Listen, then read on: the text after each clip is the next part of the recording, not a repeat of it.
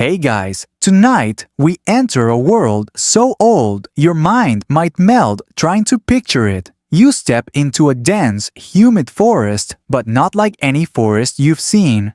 These trees are prehistoric giants, their enormous trunks soaring into a sky so packed with green it feels like a living ceiling. The air is thick, almost soupy, humming with the buzzing of ancient insects that have somehow figured out how to be both terrifying and weirdly charming. Ferns the size of small cars brush against your legs. Vines coil around branches like lazy snakes. But here's the real kicker in this primeval paradise. You are not the biggest thing. You're not even close. Giant birds with suspiciously intelligent eyes eye you from above. Strange mammal-like creatures shuffle nearby, each one seemingly invented by a committee of sleep-deprived biologists. And in the middle of it all, tiny horses. Yes, you heard that right. Horses the size of house cats. Adorable, nervous, and completely unsuited for your average cowboy movie. You probably won't survive this stroll through their world, but hey, that's part of the charm, isn't it? So before you get comfortable, take a moment to like the video and subscribe, but only if you genuinely enjoy what I do here. And drop a comment with your location and local time. It's always cool to see where everyone's tuning in from. Now, dim the lights, maybe turn on a fan for that soft background hum. And let's ease into tonight's journey together. You hear the soft rustling of leaves as one of these tiny horses steps out from behind a fern. Its large, curious eyes glance at you, ears flicking nervously. This, dear listener, is Hyracotherium, a name that sounds intimidating but belongs to an animal so small you could pick it up like a fluffy dog, though I wouldn't recommend it. You crouch down quietly, careful not to spook it. Around you, the forest breathes. The air smells of damp earth, rotting leaves, and sweet flowers, pollinated by beetles the size of your hand. It's the early Eocene epoch, roughly 55 million years ago, a time when mammals are starting to stretch their legs and experiment with evolution, still recovering from the great dinosaur exit. You notice how agile this tiny horse is, delicately stepping on its padded feet, which spread out almost like little paws. Those feet, they have 4 toes in front and 3 in the back, far from the solid hooves you're used to seeing on modern horses. If anything, it looks like a weird blend of a dog, a deer, and a rabbit wearing a bad horse costume. Historians still argue whether Hyracotherium was the absolute first horse, but most agree it's one of the earliest horse-like creatures we know about.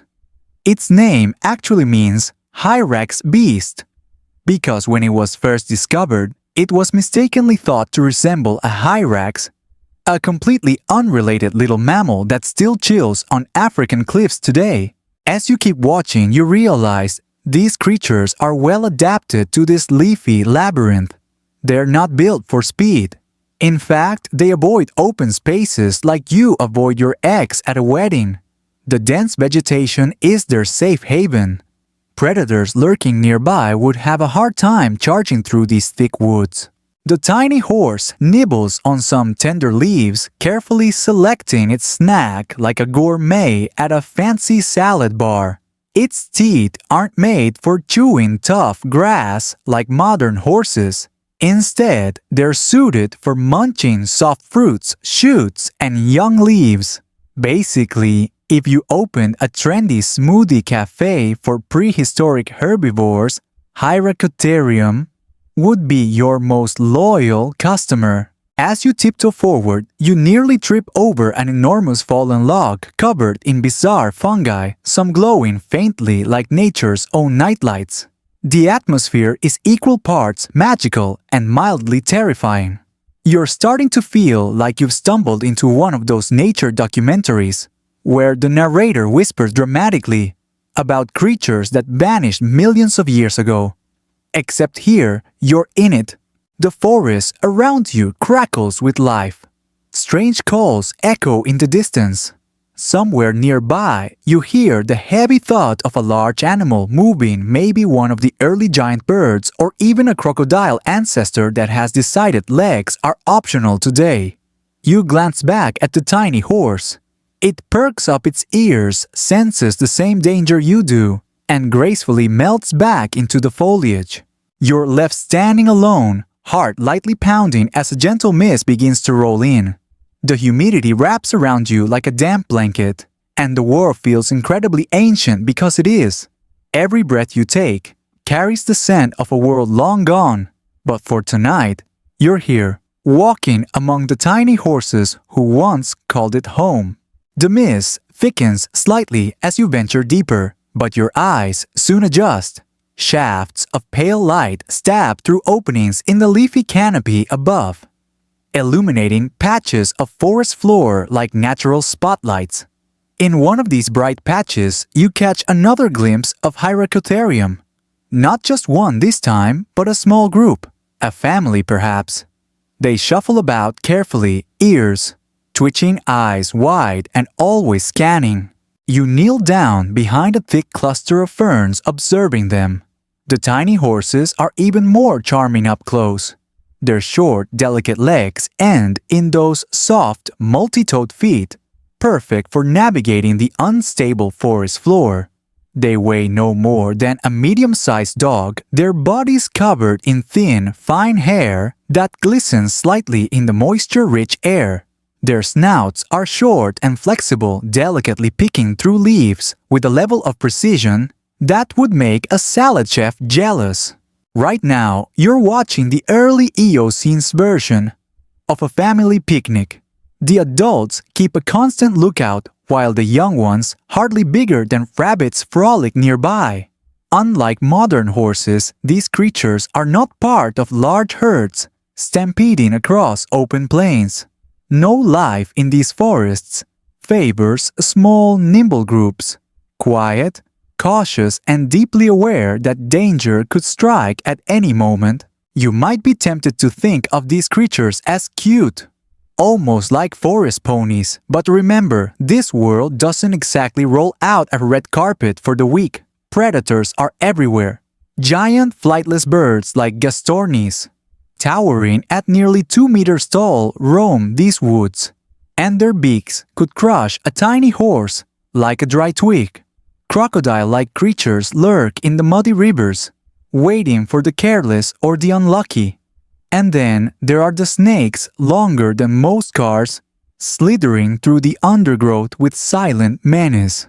Historians still argue whether Gastornis was primarily a carnivore or a herbivore, but for our tiny horses, the debate doesn't really matter. The potential threat is enough to keep them constantly alert. You can feel that tension in the air like a taut rubber band that could snap at any moment. Suddenly, the lead adult perks up, nostrils flaring. Its ears swivel like miniature satellite dishes as it freezes in place. The others follow suit instantly. You hold your breath, trying not to make a sound. Through the dense foliage ahead, you hear something, a low rustle too heavy for the wind, too deliberate for falling leaves. The forest's constant buzz falls into a strange hush. Then, like a ghost, a shape moves, a massive bird-shaped shadow gliding between trees. It's Gastornis. Even without the terrifying jaws of a saber-tooth or the sneaky tactics of a modern-day predator, its sheer size is enough to inspire dread.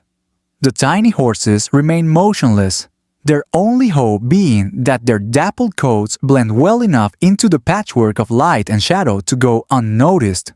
You stay still too, because honestly, if it spots you, your YouTube video might suddenly become very short. The bird lingers, tilting its head as if listening. Its massive beak glints faintly. Then, as quickly as it appeared, it moves on its heavy footsteps, fading into the distance. The tiny horses exhale almost in unison, small snorts of relief puffing mist into the cool air. Crisis averted for now. You notice how they move once the danger passes. Carefully, cautiously, yet with a sense of practiced rhythm. They're not built for high-speed chases.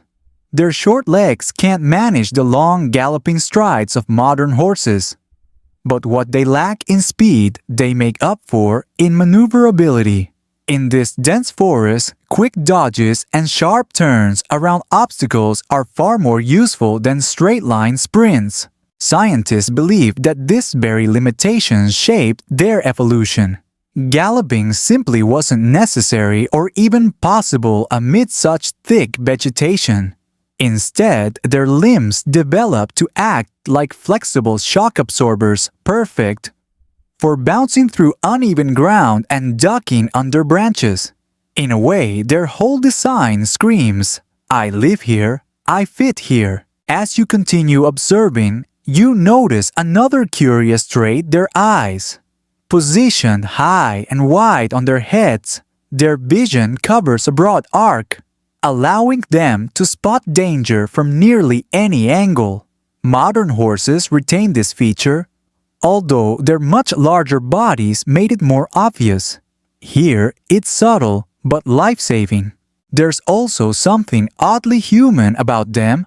The way they gather close, the soft snorts and nudges between individuals, the quiet shared glances.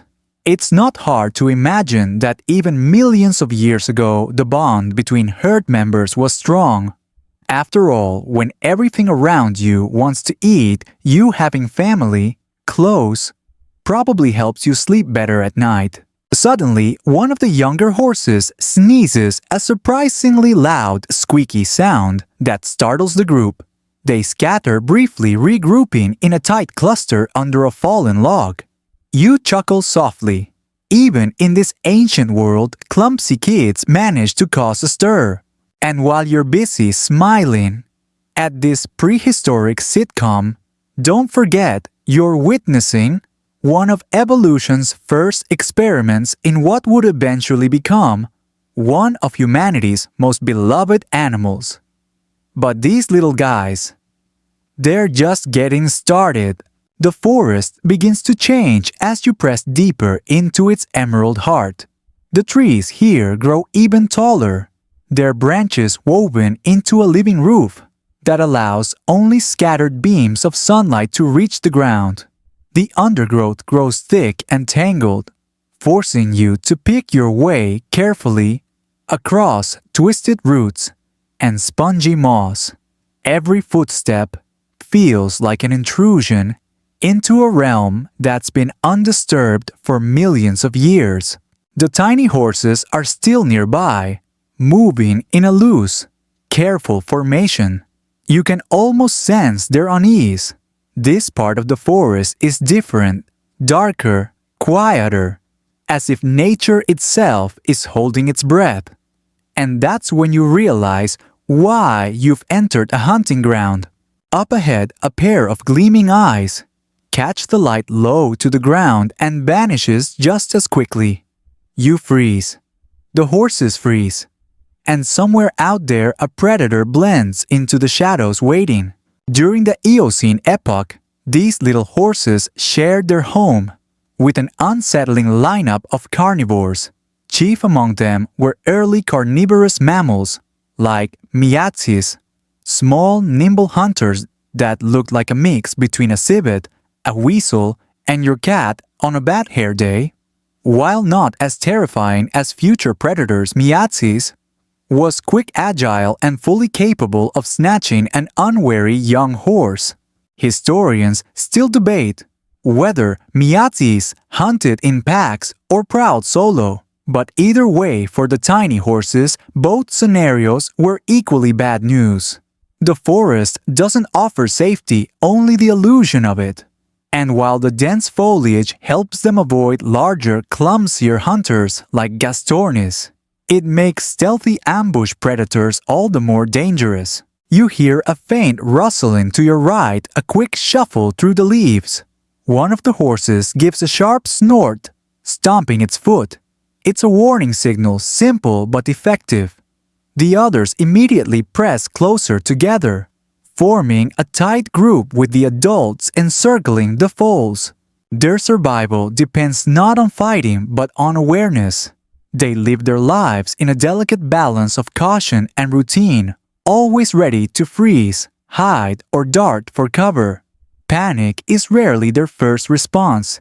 Instead, they operate like seasoned veterans of the forest's silent war. The undergrowth shifts again, and this time you glimpse a long, slender body slipping silently away, perhaps discouraged by the alertness of its would-be prey.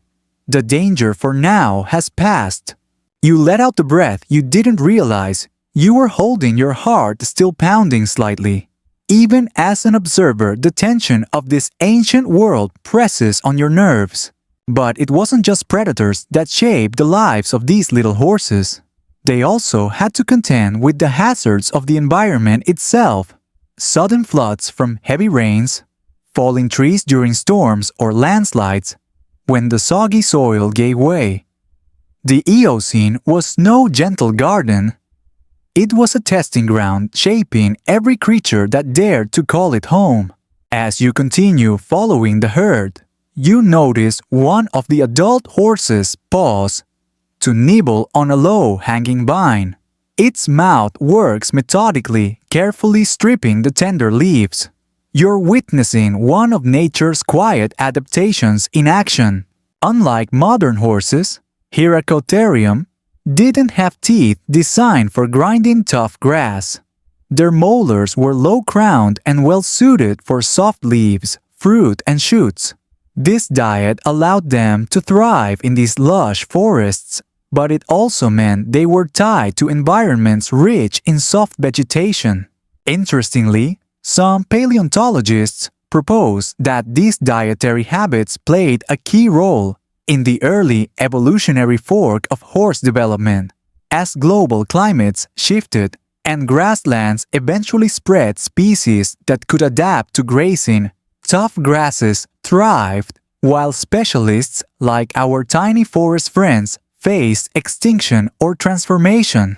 You pause to take in the sounds around you, the soft chirring of insects, the distant calls of strange birds, the dripping of water from the canopy above. It's oddly peaceful here, like being wrapped in an ancient lullaby, punctuated by the occasional reminder that danger is never far away. Suddenly, one of the foals trips on a vine, stumbling with an awkward thud. Its mother immediately nudges it back to its feet, and the young one scrambles upright, shaking its tiny head as if embarrassed. You smile. Even in a world this harsh, clumsy toddlers exist, the bond between mother and foal is unmistakable gentle nudges, quiet whinnies, and constant proximity. In fact, many scientists believe these social structures may have laid the groundwork for the complex herd behaviors seen in modern horses. Historians still argue how advanced their communication was, but it's likely that simple vocalizations, body language, and scent played huge roles in keeping the group coordinated. When you can't outrun your predator's, teamwork becomes your greatest weapon. As the herd moves on, you realize just how ancient this moment is. These horses lived tens of millions of years before humans ever appeared, before any hominid stood upright, before the continents fully settled into their modern positions. And yet, watching them feels strangely familiar. A quiet echo of the horses we know today. The air grows cooler as evening approaches, the golden light filtering through the leaves, creating shimmering patterns on the forest floor. The tiny herd pauses one last time, near a small clear stream, sipping the cool water, while remaining ever watchful. Even in their brief moments of peace, they remain alert, always tuned to the whispers of the forest. And you lucky traveler are witnessing it all, one of nature's earliest balancing acts between fragility and resilience played out beneath a canopy that has sheltered life since before time had a name. The sun continues its slow descent, casting long slanting beams of amber light that pierce the canopy like golden spears. As you follow the tiny horses deeper into their world, the intricate design of their bodies becomes more and more fascinating. Every detail from their dainty feet to their expressive faces speaks of a creature perfectly engineered for survival, not by brute strength or speed, but by quiet adaptability. You pause to study one of them more closely. Its small, tapered head bobs gently as it forages. Its nostrils flare, sampling the air, while large, rounded ears swivel continuously like soft satellite dishes, catching every sound. The eyes, those wide liquid eyes, reflect both constant vigilance and a strange kind of gentle intelligence. These horses were not mindless prey. They were sharp, cautious, and highly attuned to the shifting moods of their environment. You glance down at its feet again. Those bizarre little feet that seem like an evolutionary compromise between hooves and paws. Unlike the single solid hoof of modern horses, Hyracotherium sports 4 toes on its front feet and 3 on its hind feet. Each toe is tipped with a small curved nail rather than a hard hoof. This allowed it to walk softly over the loose, uneven forest floor, its weight spread out like a hiker wearing snowshoes. On muddy terrain where a modern horse might sink and stumble, these little horses could glide almost effortlessly. Historians still debate whether these toes were a leftover from even earlier ancestors or a perfect solution for life in dense woodlands. Either way, this quirky design kept them nimble and sure-footed in a world where being clumsy could mean becoming lunch. Their teeth, too, tell a fascinating story. You watch as one of them plucks a cluster of soft leaves from a low branch and chews with an easy circular motion. Unlike today's horses whose tall crown teeth are built for grinding tough grass, Hyracotherium had short, low-crowned teeth ideal for slicing through tender foliage, young shoots, and fruit. Their diet didn't require the heavy-duty dental equipment of later grazers. Instead, they were nature's early connoisseurs of fine greenery. You might say they were the original picky eaters. If there had been an Eocene-era vegan cafe, they would have been its most enthusiastic customers. And yes, somewhere in the distance, you half expect to hear light jazz playing as these tiny gourmets sample the finest organic leaves. But don't let their dainty lifestyle fool you. Life was still a daily battle. Aside from predators and environmental hazards, these horses had to compete with other herbivores for limited food sources. Early tapirs, small browsing primates, and peculiar pig-like creatures called anthracothers shared the same forest floor buffet. The forest may have been lush, but there were plenty of mouths to feed. You pause to take in the full sensory experience around you. The air is rich with the scent of damp earth, decaying leaves, and flowering vines that perfume the breeze. Above, massive insects buzz lazily, their wings catching the sunlight in iridescent flashes. Occasionally, the distant cry of an unseen bird punctuates the otherwise gentle chorus of this ancient ecosystem. Suddenly, the ground beneath your feet shifts, a minor tremor barely perceptible, but enough to remind you that this world was also geologically restless.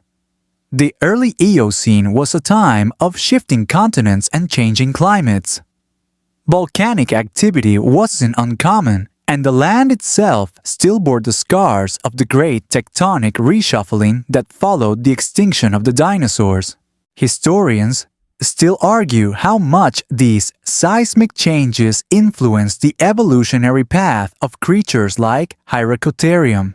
Some suggest that shifting landmasses opened new migration routes and isolated populations, forcing species to adapt in radically different ways depending on their new environments.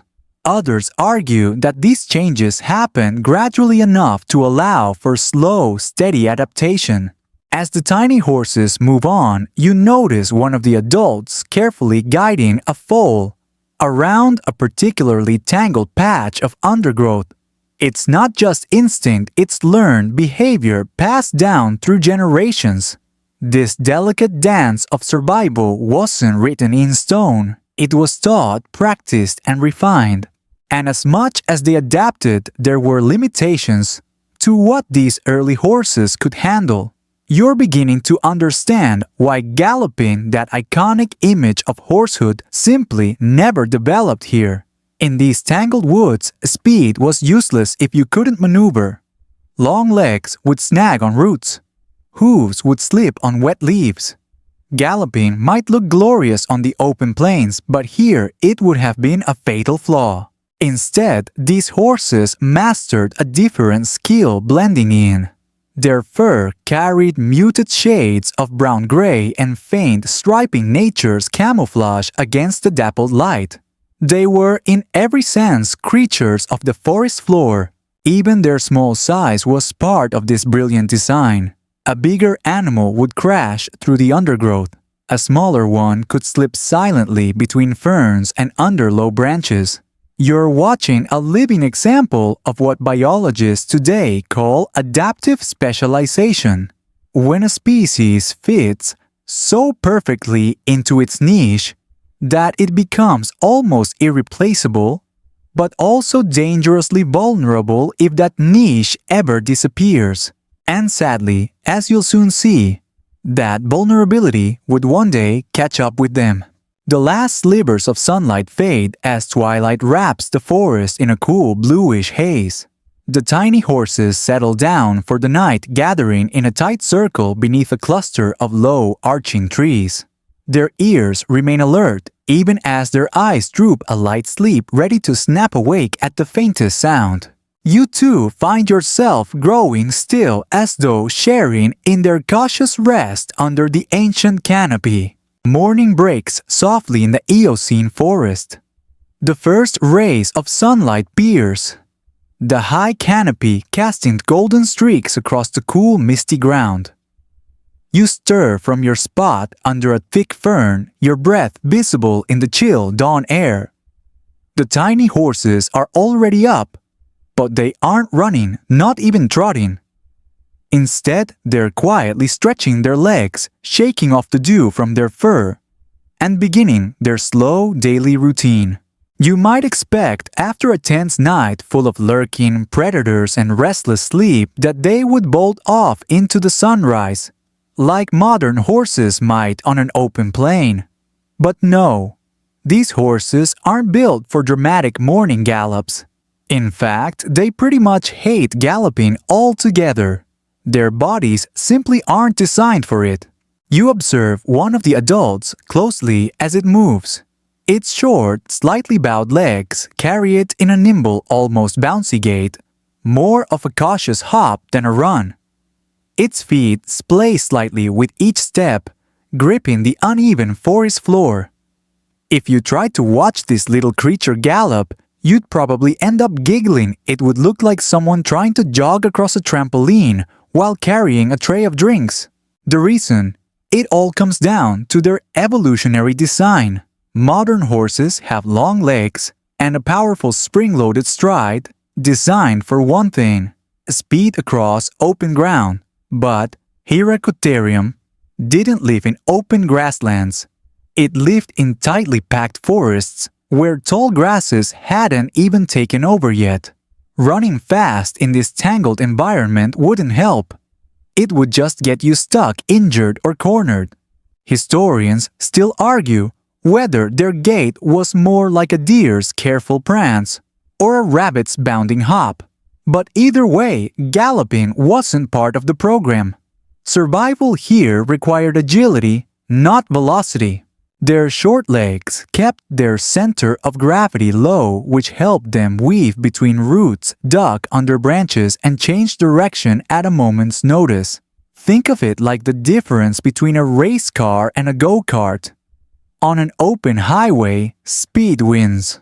But on a tight, winding track, nimbleness is everything. As you trail the herd through the morning, you notice how often they pause to listen. A distant bird call, a faint rustle in the ferns, the creaking of an ancient tree. Every sound is evaluated instantly for threat potential. It's not paranoia, it's survival. The forest itself seems alive in every direction. You catch glimpses of other creatures moving in the dim light. A group of early primates chatter from a low-hanging branch, their large eyes glowing faintly. Further off, a massive flightless bird stalks through the trees, its head bobbing with each step. The forest is a community, but one built on careful avoidance rather than friendly mingling.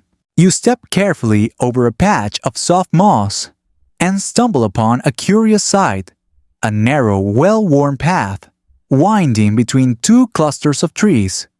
You wouldn't have noticed it if not for the faint depressions in the soil.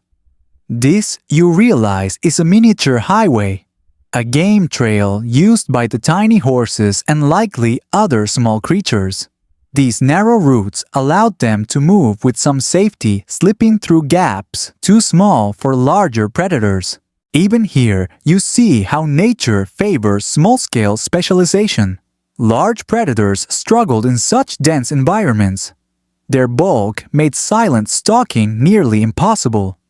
For Hyracotherium, this complex maze of roots, vines, and shrubs provided constant cover. They didn't need to run from danger. They just needed to disappear into the undergrowth before danger got too close. At one point, you spot a young horse practicing this very trick. Startled by a sharp crack of a falling branch, it instantly ducks beneath a fern, vanishing from sight in an instant. You only know where it went because you watched it happen. Otherwise, you'd be staring at an empty patch of greenery, wondering if your eyes were playing tricks on you. Interestingly, some paleontologists believe this kind of behavior is why their modern descendants, today's horses, remain naturally skittish. That instinct to bolt, to remain hyper-aware of every sound, may be a deep-rooted genetic memory from ancestors like Hyracotherium, who survived by reacting quickly even when actual galloping wasn't possible. Historians still debate just how intelligent these little horses were, but it's clear that they possessed complex behaviors far beyond simple instinct. They had to read their environment, constantly communicate danger signals to one another, and teach their young how to move safely through their dangerous world. The morning sun climbs higher, burning off the last traces of mist. The forest canopy glows with rich emerald light. As you watch the herd continue their foraging, you can't help but marvel at how finely tuned they are to their environment. But deep down, you also sense a truth lingering at the edges of this peaceful scene. These little horses have no idea what's coming. The world around them won't stay this way forever. Climate shifts, new predators, and changing plans will slowly push them toward crossroads they cannot avoid.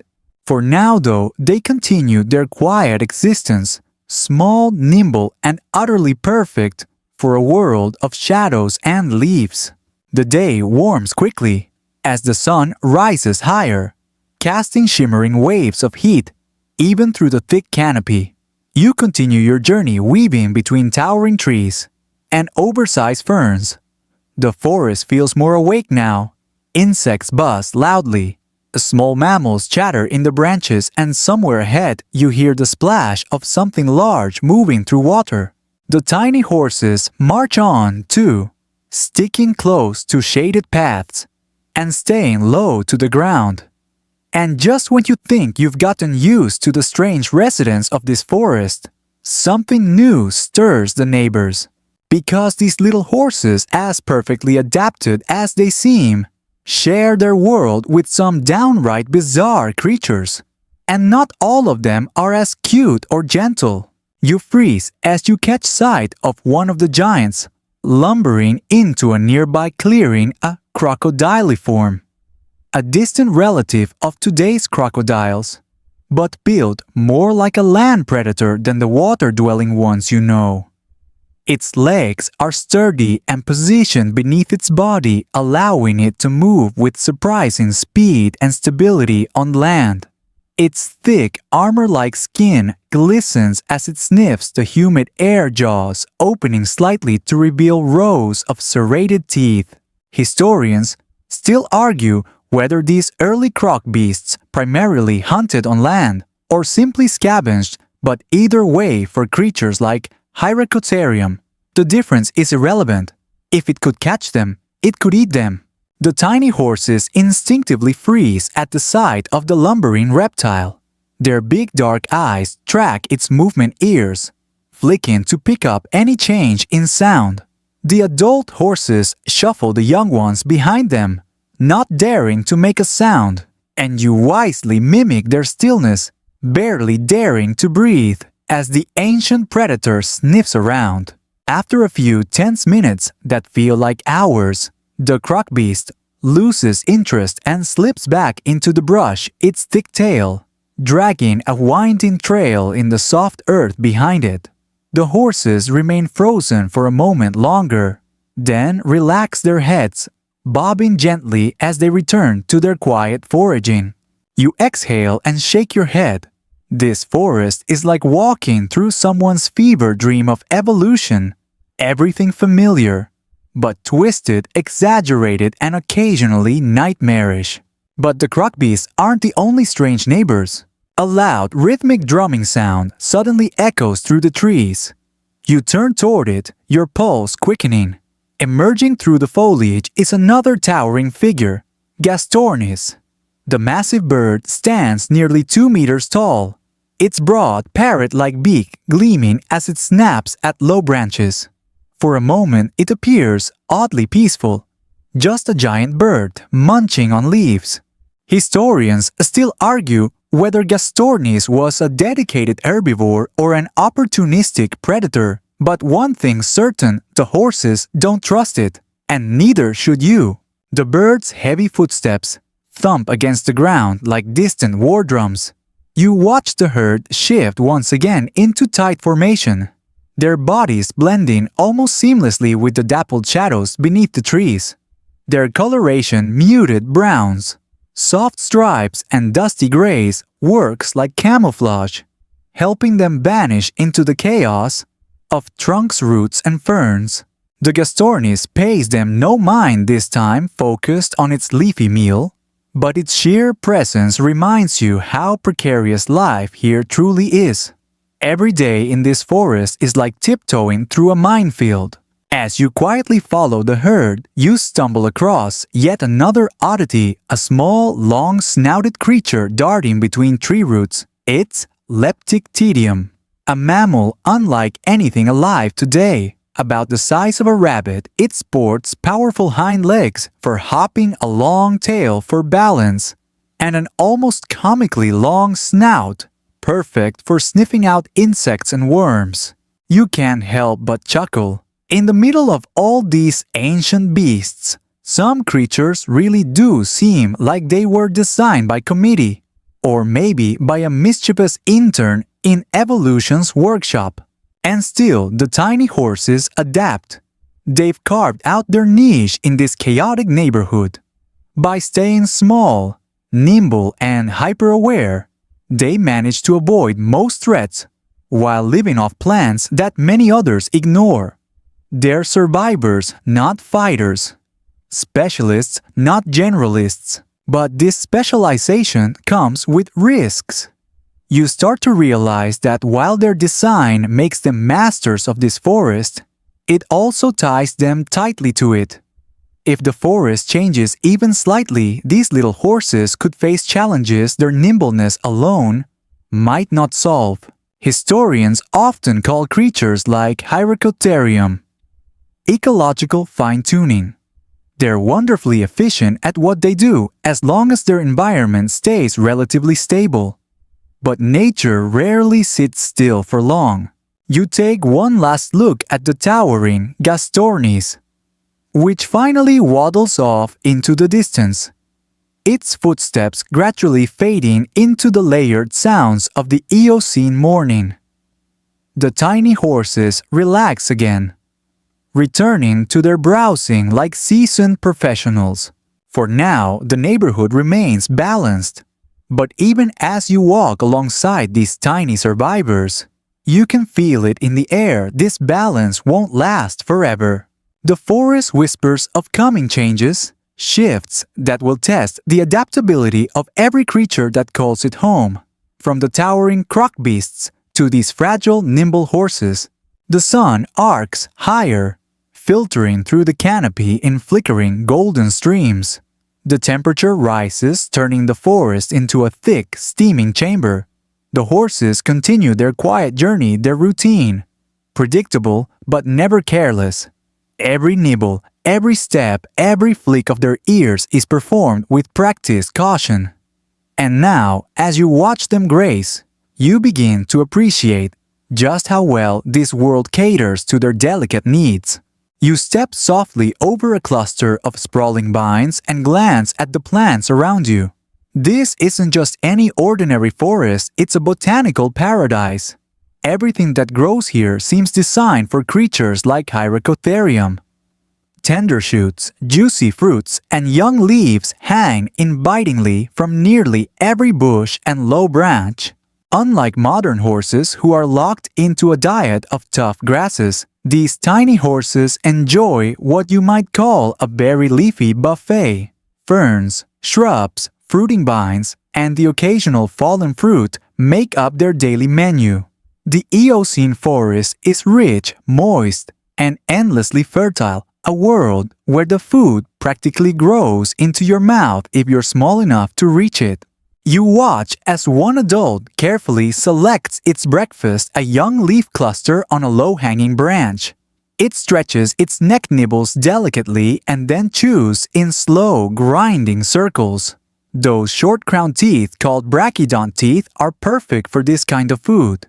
No need for the long, high-crowned teeth.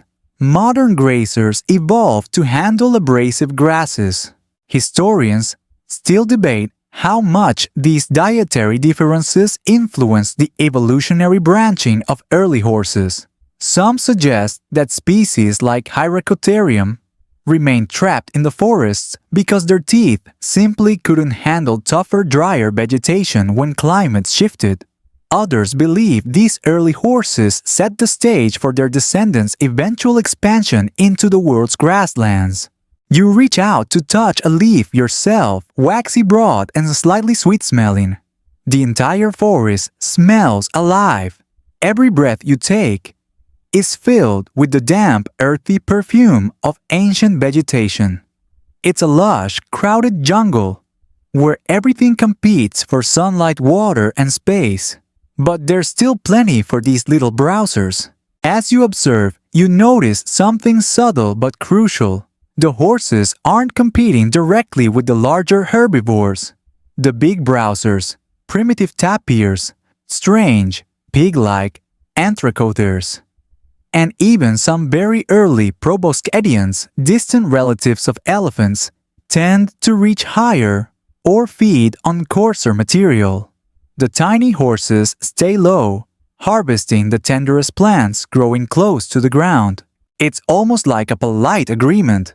You eat up there, we'll eat down here. This separation allows multiple herbivore species to thrive side by side without stripping the forest bare. It's a delicate system of unspoken cooperation that keeps the ecosystem balanced. Suddenly, a flash of movement catches your eye.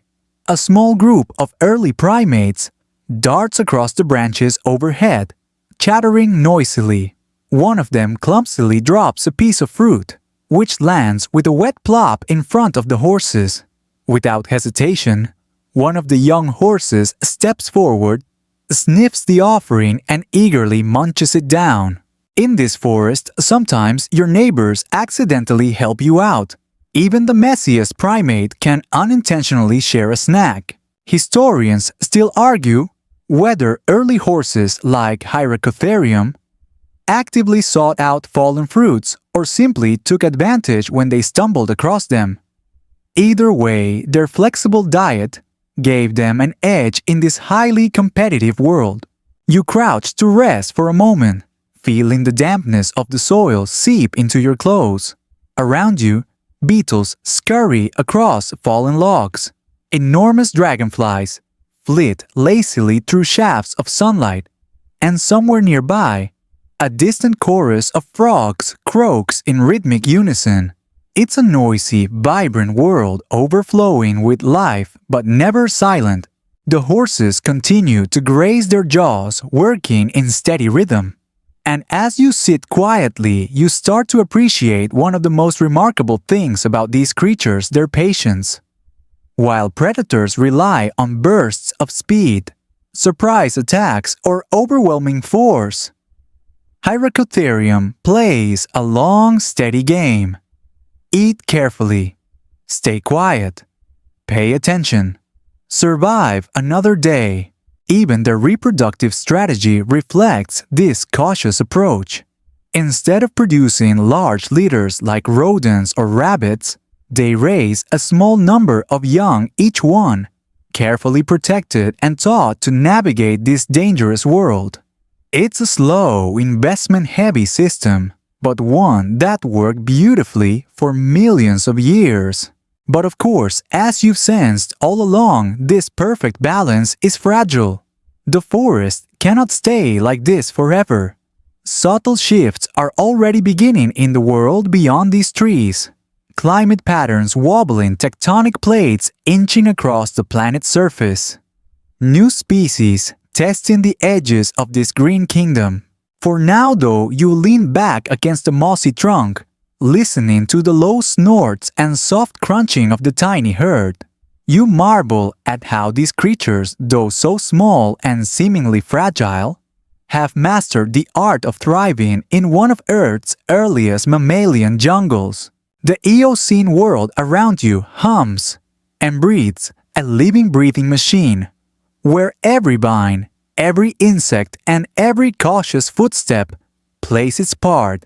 And you, for this brief, impossible journey, are part of it too. As the sun climbs higher still, the forest seems to glow from within a patchwork of gold, green, and shadow. The tiny horses continue their steady foraging, shifting now toward the denser edges of the clearing, where tall shrubs burst with fresh leaves. This particular group has found a sweet spot. Enough cover for safety, plenty of food within easy reach, and a temporary distance from the worst of the predators. But as you watch them nibble and shuffle around, a different kind of behavior catches your eye, something softer, almost tender. The adults don't simply graze and keep watch. They interact constantly. They nuzzle one another gently. The young foals receive careful nudges from their mothers. Occasionally, you hear quiet, breathy snorts, soft vocalizations that seem to serve as both reassurance and subtle communication. You're witnessing their version of social bonding, primitive perhaps, but unmistakably warm. While these tiny horses may lack the highly organized herds and complex social structures of modern horses, they still rely on companionship and simple cooperation to survive. Safety, after all, comes in numbers. You notice one adult gently grooming another, using its short snout to nibble softly along the other's neck and shoulders. The recipient leans into it, eyes half closed. Grooming like this isn't just for hygiene. It builds trust and reinforces bonds within the group. Even millions of years ago, the basic need for connection existed. Historians still debate exactly how complex these early horse societies were. Some argue that their social behaviors laid the groundwork for the sophisticated herd dynamics seen in modern equines. Others believe that these simple, loose-knit family groups were more instinctual than cooperative. The truth probably lies somewhere in between, a mix of hardwired behavior and learned experience, shaped by countless generations of surviving together. And romance. Well, even in these ancient forests, courtship had its place. You spot a male approaching a female with slow, deliberate steps. His head lowers slightly, ears pricked forward. The female watches him calmly, flicking her tail once then twice. A silent signal of cautious acceptance. There's no dramatic display like modern deer locking antlers or elaborate dances like some birds of paradise. For these horses, courtship is quiet, understated and respectful, probably for good reason. In a world where loud noises attract unwanted attention from predators, keeping things subtle makes perfect sense. Even love, it seems, must tiptoe carefully here. Once a pair bonds, the female's pregnancy lasts many months. Another similarity shared with modern horses. When birth finally comes, it's often under cover of darkness or deep within dense thickets, where predators are less likely to find vulnerable newborns. You shift slightly to watch a young foal clumsily navigate the uneven ground, its legs still awkward and wobbly. Its mother hovers close, nudging it forward and occasionally guiding its steps around roots and rocks. The foal's oversized head and spindly legs give it an almost cartoonish appearance. But beneath that awkwardness lies a critical skill, the ability to stand and move shortly after birth. In the ancient world, being able to walk almost immediately isn't a luxury, it's a necessity. Predators won't wait for you to grow up. The young one stumbles again, but quickly rights itself. You smile, reminded that no matter the era, babies are still babies, full of curiosity, clumsiness, and wonder. As you observe the herd, you notice how carefully the adults position themselves around the foals. It's an unspoken formation, adults facing outward, eyes scanning every shadow, ears turning like tiny radars. At the slightest sound, a distant crack of branches, a sudden gust of wind, they tense in perfect synchrony. It's a constant balancing act, staying relaxed enough to graze, yet ready to react at a moment's notice. And while these herds may be small, they function like tight-knit families, each member instinctively knowing its role. You catch sight of a second, smaller group a short distance away. Occasionally, individuals from both groups glance toward each other but maintain a respectful distance. This behavior suggests that while they tolerate nearby groups, they likely avoid large congregations that might attract predators or deplete local food sources. Historians still argue how territorial these early horses were.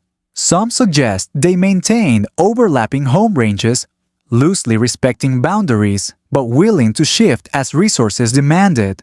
Others propose that these were mostly nomadic browsers, following the seasonal growth of plants and moving constantly through the forest. The sun begins to dip again, casting long shadows that stretch like dark fingers across the leafy ground.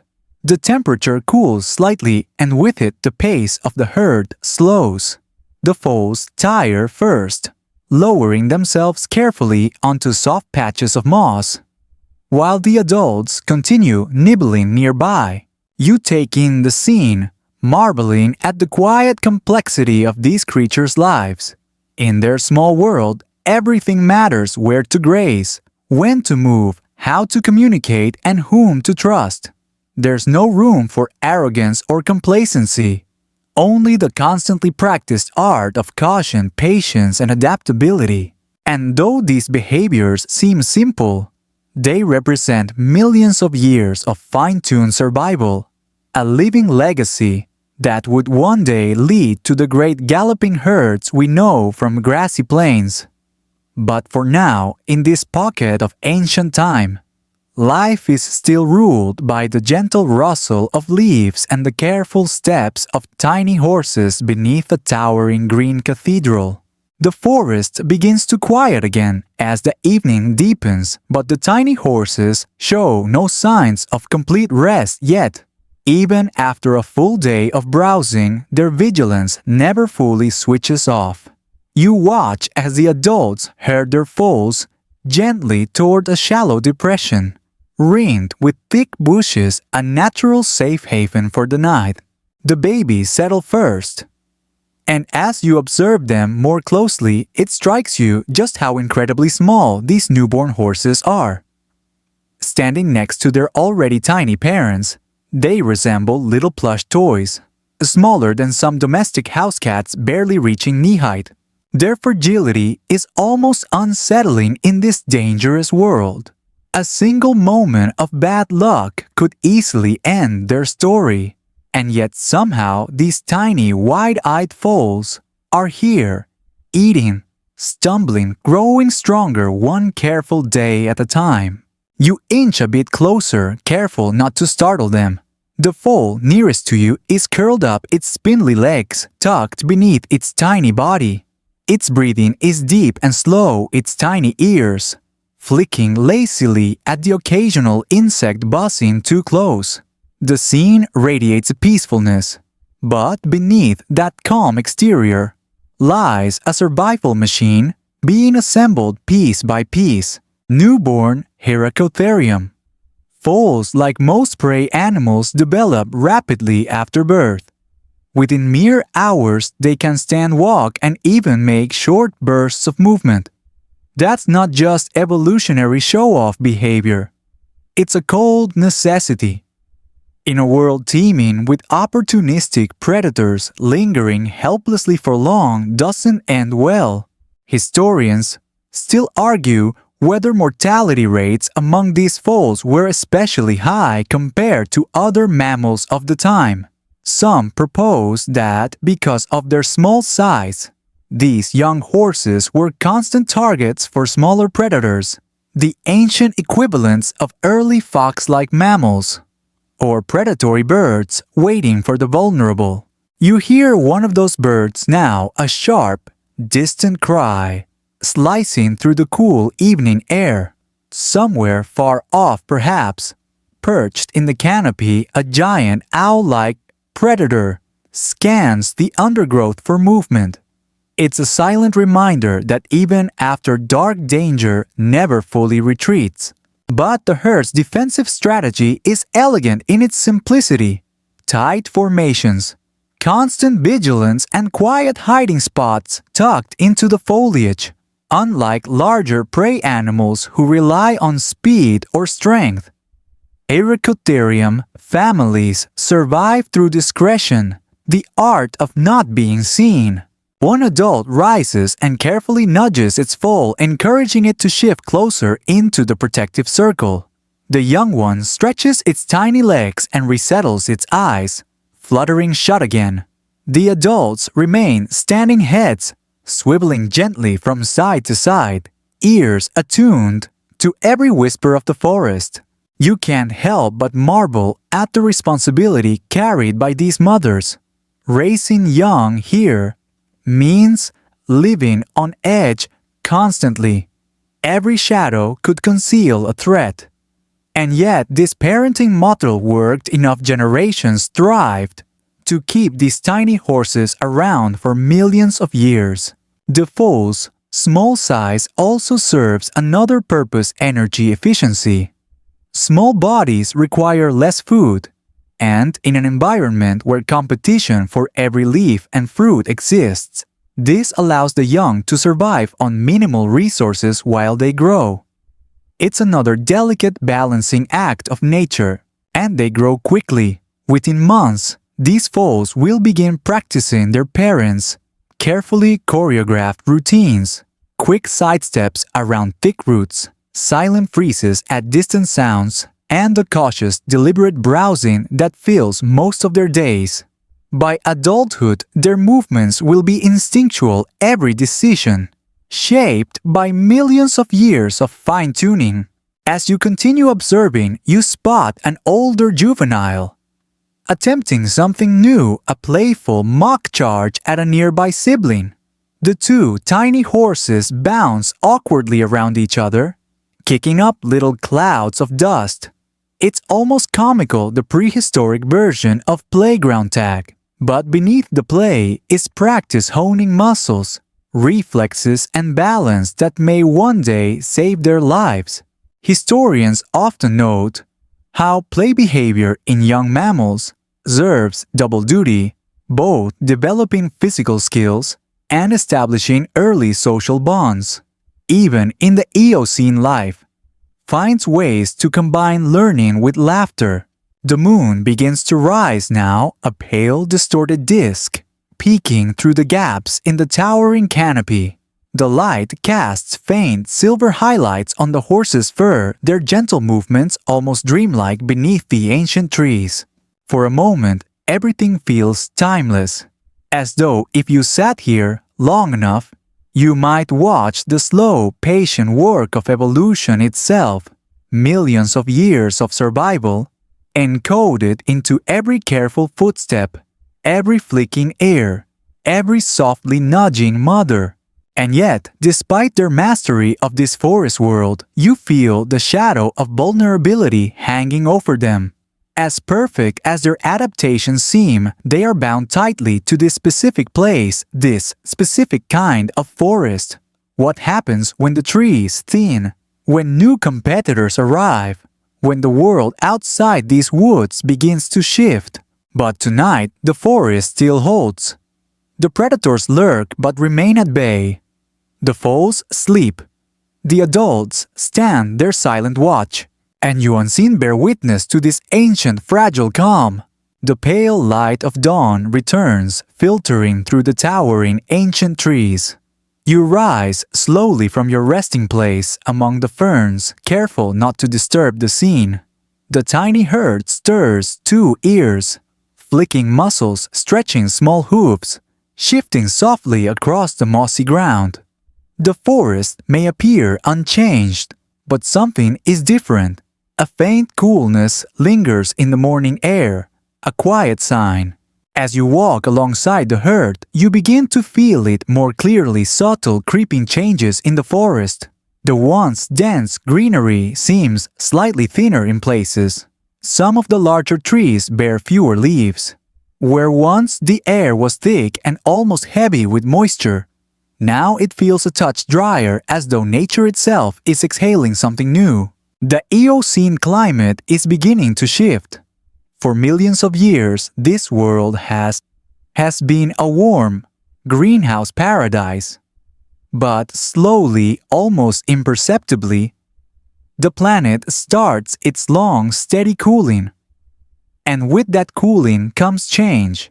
Historians still debate how sudden these shifts were. Some argue that certain rapid events may have dramatically altered habitats, while others suggest that gradual cooling allowed for slow but steady adjustments across countless generations. What's clear though is that the stability that once protected these tiny horses is quietly slipping away. You follow the herd as they move cautiously toward a familiar feeding ground. The adults pause, often sniffing the air. Fewer soft, tender shoots line the path. The ferns that once blanketed the forest floor seem patchier. The vines hang higher, out of easy reach for such small creatures. These subtle changes in plant growth signal a far bigger problem than simply finding breakfast. The tiny horses have always depended on the soft leaves, young plants, and tender fruits provided by the warm, humid forest. But as temperatures drop even slightly, those lush plants grow more scarce. In their place rise tougher, woodier shrubs, and in some distant patches, the early appearance of grasses, short, dry, fibrous blades, far less nutritious for creatures with teeth designed for tender greens. You watch as one of the horses tries nibbling at a tougher branch. Its teeth scrape awkwardly against the fibrous stem. The animal grimaces and turns away, returning to hunt for softer leaves instead. Its teeth simply aren't built for grinding these new plants. In this world, even a small dietary limitation can be a matter of life and death. The herd moves on their rhythm slightly more restless than usual. The adults seem to sense something deeper than hunger. Instinct whispers of the forest slow unraveling. Suddenly, a gust of wind sweeps through, shaking the high canopy. A distant crack echoes the sound of a tree, weakened by changes in the soil, finally collapsing.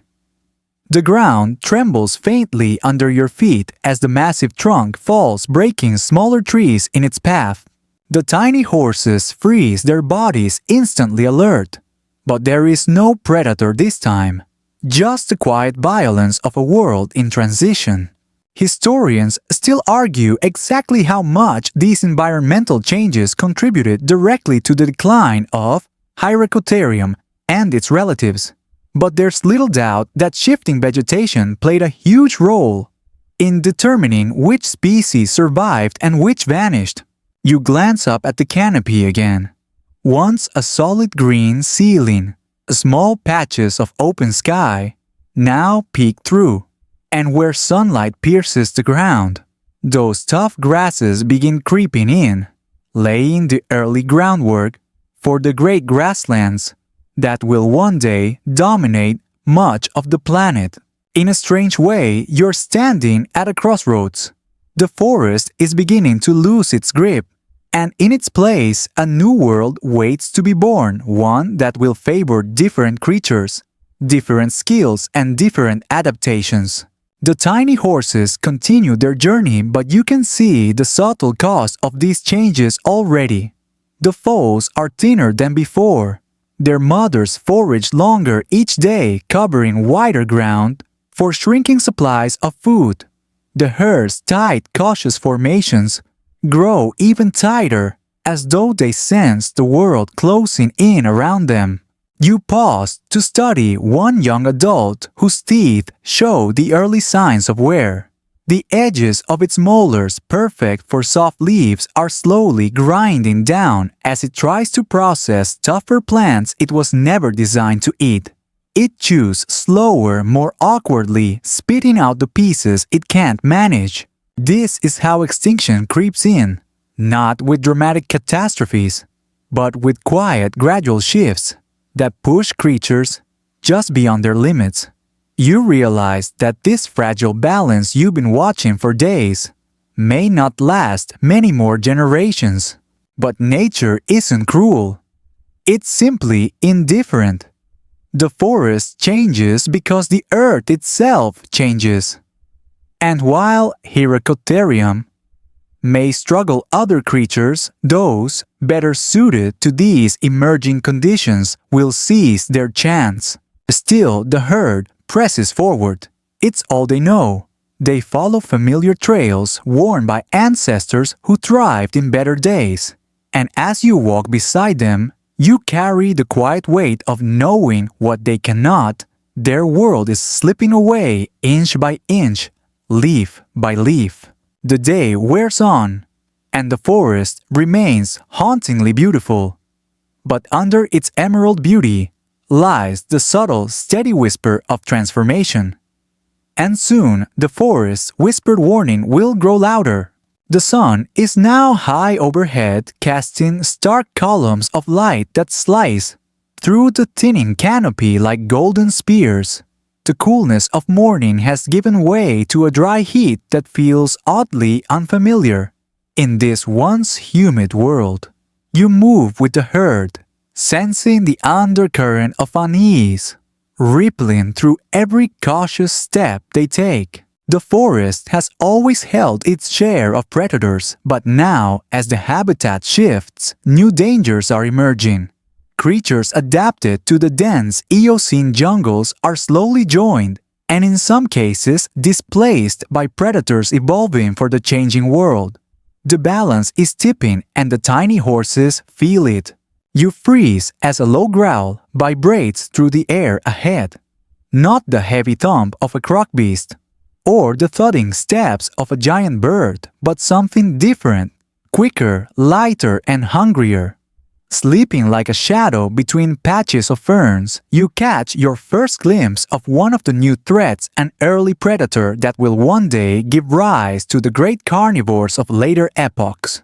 This one is a nimrabbit, sometimes called a false saber-tooth. Not quite the cats we know, but disturbingly close. Roughly the size of a modern cougar, its muscular frame is built for ambush rather than chase. Its teeth aren't as massive as the later saber-tooths, but are still more than enough to handle a tiny forest horse. Historians still debate whether nimrabbits fully adapted to these forest environments or were merely opportunistic hunters. But either way, their appearance marks a serious escalation in the predator arms race. For prey like Hyracotherium, facing a nimrabbit is a different kind of danger entirely. The tiny herd tightens instantly. The adults push the foes behind them, forming a compact shield wall of quivering but determined bodies. Their large eyes track every shadow, their ears flick at every faint sound. They know this predator, or at least their instincts do. The nimrabbit pauses watching. You can see its flanks expanding as it breathes deeply, calculating whether it's worth the effort to charge. Its golden eyes flick across the group, searching for weakness. A straggler, a clumsy foal, anything that might be separated from the tight formation. For what feels like an eternity, predator and prey remain locked in a silent standoff. The only sounds are the faint chirps of insects and the rustling of distant leaves in the wind. Finally, the nimrabbit seems to calculate that the risk outweighs the reward. With a slow, deliberate turn, it slinks back into the brush, vanishing like a shadow melting into the trees. You exhale only after the horses do, feeling your own muscles unclench as the tension breaks. But even though the immediate danger passes, the larger truth remains. These predators are becoming more common. And unlike the croc beasts or giant birds who are limited by size and mobility, these new hunters are perfectly designed to thrive in both the shrinking forests and the open spaces that are starting to appear beyond the tree line. The tiny horses resume their movement, but now with a quickened pace. Their lives are becoming a continuous series of calculations, balancing food safety and movement in a landscape that no longer feels stable. You follow them to the edge of a clearing where the trees thin out, offering a rare wide view across the horizon. What you see surprises you. Beyond the forest lies open ground, not yet the sprawling grasslands of the Miocene, but wider, drier patches where low shrubs and early grasses are starting to take hold. It's the first glimpse of the world that will eventually belong to their distant descendants, tall galloping horses designed for speed rather than stealth. But for these tiny horses, the open spaces are perilous. Here, their small size becomes a liability. Without dense cover to duck into, they're far more exposed to predators that excel at pursuit. Their best defense, quick turns, and vanishing into undergrowth doesn't work when the trees no longer shelter them. Historians still argue whether these environmental fringes served as evolutionary pressure points, forcing some horse populations to adapt and grow larger, while others remained forest-bound. It's possible that these very edges were where the earliest shifts toward modern horse physiology began. But for Hyracotherium, this open land remains largely hostile ground. You watch as the herd skirts the clearing, keeping to the shadows where they feel safest. Their instincts are finely tuned, but even they cannot fully avoid the creeping force of change. As the sun continues its arc, another predator makes its distant appearance. An early caniform, a primitive relative of modern dogs and bears, prowling at the edge of the open space. Its shape is unfamiliar yet unsettlingly efficient. Unlike the earlier predators of the dense forest, these new hunters are built for distance for following prey across broader, more open terrain. The forest can protect the tiny horses from them forever. You turn back toward the herd as they finally pause under the cover of a small grove. The foals drink from a narrow stream, their reflections distorted by the rippling water. The adults remain tense, their heads high, ears pivoting like weather vanes in the restless air. Even as they drink and feed, you can sense their growing discomfort, as though somewhere deep in their instincts, they know the world is shifting beneath their feet.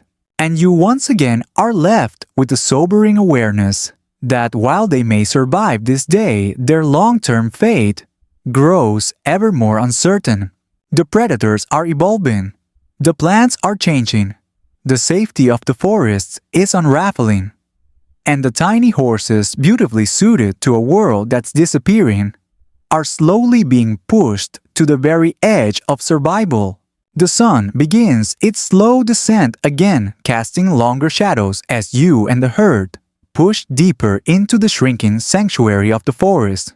The once infinite green cathedral now feels smaller, thinner, like a great house, slowly losing its walls. But the tiny horses continue forward, holding to ancient trails, worn into the earth by generations before them. As the world changes, so too do the horses themselves, or at least some of them. You notice that not every horse you encounter now looks quite like the familiar Hyracotherium you've been following.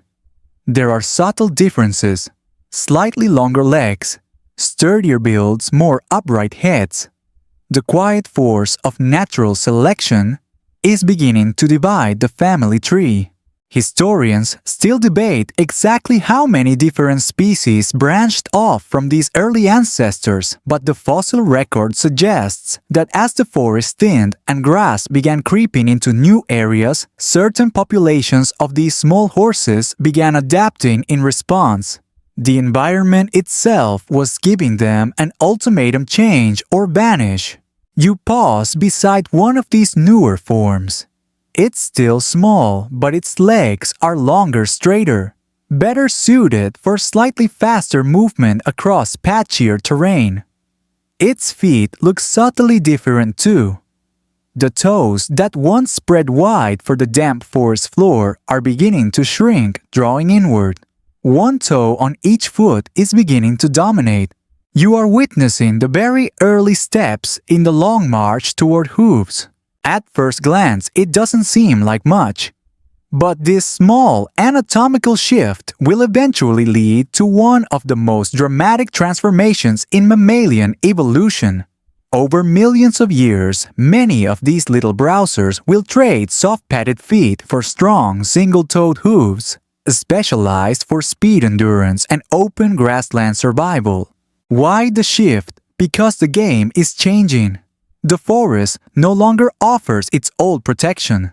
In open spaces, being able to sprint to gallop becomes a matter of life or death. The predators you saw earlier, they are evolving too. Speed will answer speed. Hooves will answer paws. You can almost feel the tension written in their skeletons, like the whole species is holding its breath perched between two worlds. The forest dwellers cling to their ancient ways, but the pioneers on the fringe are testing the blueprint for something new. You follow the mixed herd as they pick their way along a trail that now borders both dense woods and open patches. The foals of both forms stumble beside their mothers, some still tiny and flat-footed, others lankier with those telltale longer legs. Nature, it seems, is experimenting openly now. The adults of both types continue to forage cautiously, but you notice another interesting difference. Those with longer legs venture slightly further into the thinner growth, nibbling at tougher shrubs and early grasses that their forest-bound cousins still ignore. Their teeth, too, show early signs of change, enamel ridges becoming slightly more pronounced, better suited for handling more fibrous plants. Historians still argue whether this gradual adaptation happened entirely due to shifting diets or as a side effect of escaping faster predators on increasingly open ground. But regardless of the trigger, the outcome is clear. Nature favors flexibility. You pause again as one long-legged juvenile darts quickly across a clearing. It's faster than its smaller cousins, more balanced on its narrow toes, already practicing the beginnings of a future gallop. It's not graceful yet, but you can see the potential blooming. The traditional Hyracotherium herd watches these newer forms too. Though they mingle peacefully, they seem instinctively reluctant to follow their more adventurous relatives into the open. Their ancient wisdom keeps them in the shadows, but you can't help but sense that their world is shrinking around them. Even the sounds of the forest feel different now. The thick insect hum is fainter. Bird calls are scattered. The air carries more wind, drier, thinner, as global temperatures continue their slow but relentless decline. The creeping grass you've seen in patches is a warning sign in itself. Grasses grow differently than the broadleaf plants the tiny horses depend on. Their silica-rich blades wear down teeth quickly, requiring either highly specialized dental adaptations or constant access to soft fresh growth, something these early forest horses don't have. You crouch beside one adult as it nibbles at a low shrub. Its teeth work harder now, more inefficiently.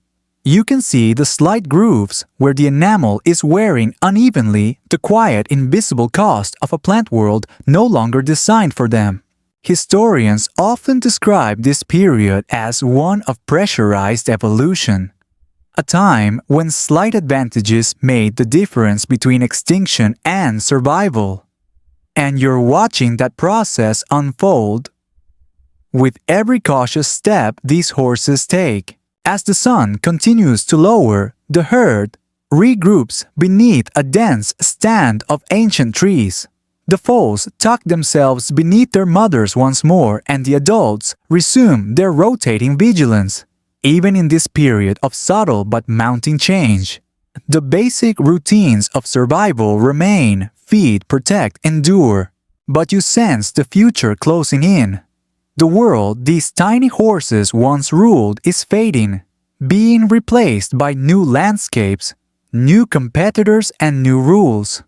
Only the most adaptable, those willing to change, not only their behavior, but their very bodies, will survive the long game ahead. And somewhere in these small shifts, these longer legs, narrower toes, hardier teeth, you witness the birth of the modern horse.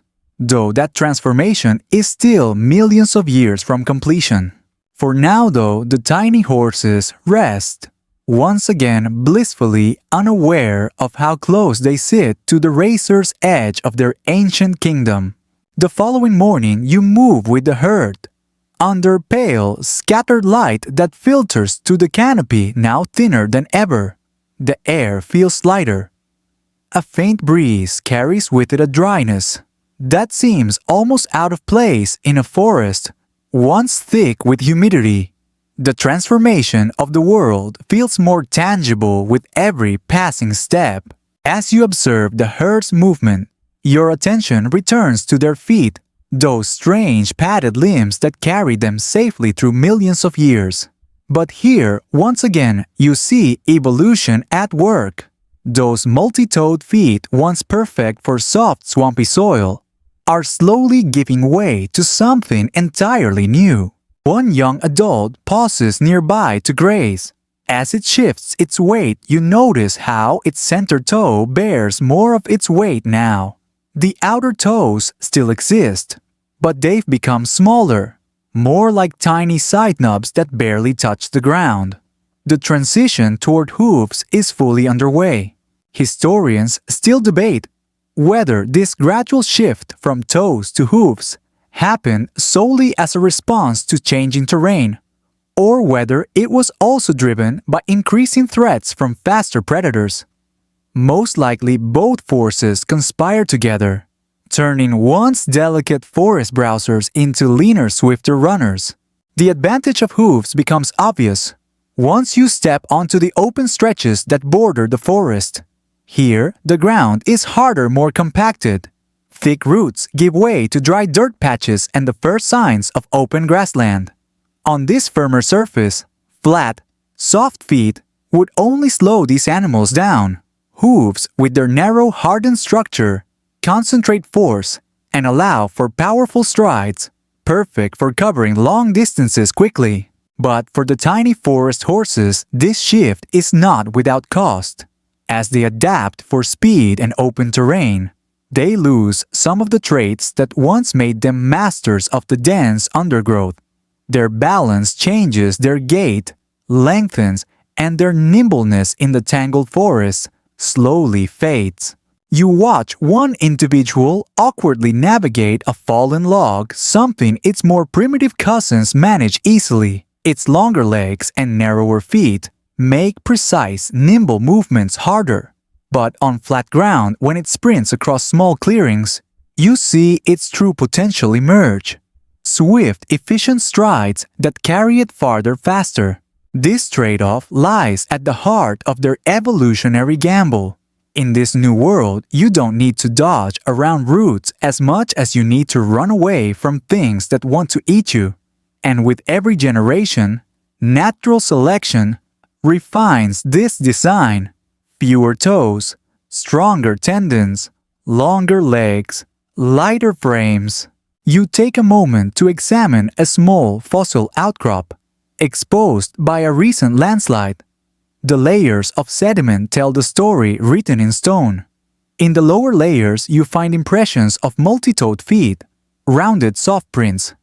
Higher up, the tracks become narrower, with deeper impressions made by the emerging hoof. Evolution's slow, steady march is etched into the earth itself. Historians still argue whether this evolutionary change toward hooves gave these horses an immediate advantage, or whether it took hundreds of thousands of years for the benefits to fully manifest. But either way, by this point, the race toward speed has clearly begun. As the herd moves forward, you spot another subtle but telling shift. Their overall size is creeping upward. No longer the cat-sized creatures you first encountered. Some members of the group now stand tall or small, compared to modern horses, but noticeably larger than their ancient ancestors. Larger size offers many benefits in this evolving landscape. A bigger body means longer strides, greater stamina, and more intimidating size to discourage smaller predators. But it also requires more food, and here too, you see how the dietary shifts are reshaping them. While some still browse on the remaining soft leaf, others experiment with tougher vegetation. Low grasses and coarse shrubs now make up a growing part of their diet. Their teeth are adjusting too, developing higher crowns that can better withstand the constant grinding required to break down these rougher plants. You kneel beside a patch of early grass, running your fingers along its wiry blades. They're rich in silica, nature's built-in dental sandpaper. Without tougher teeth, any creature feeding primarily on grass would wear down its molars rapidly. This challenge will eventually give rise to another major adaptation, the development of hypsodont teeth, high-crown grinders that allow modern horses to eat grass without destroying their teeth. But for these early horses, the transformation is still in its infancy. Some individuals show the first hints of taller teeth, while others still struggle to process these tougher meals. Evolution, as always, moves at its own deliberate pace. The predators, of course, continue evolving alongside them. On the open patches, you spot distant shapes, caniforms, nimravids, and early relatives of modern hyenas and cats, all perfecting the art of pursuit.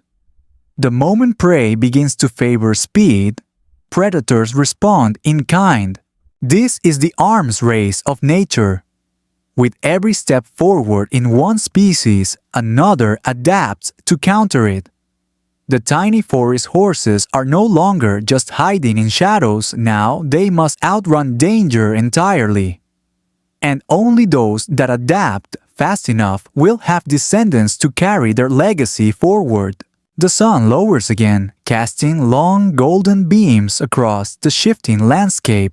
The once solid forest edge is increasingly fragmented, giving way to broad meadows and rolling hills that hint at the great plains of the future.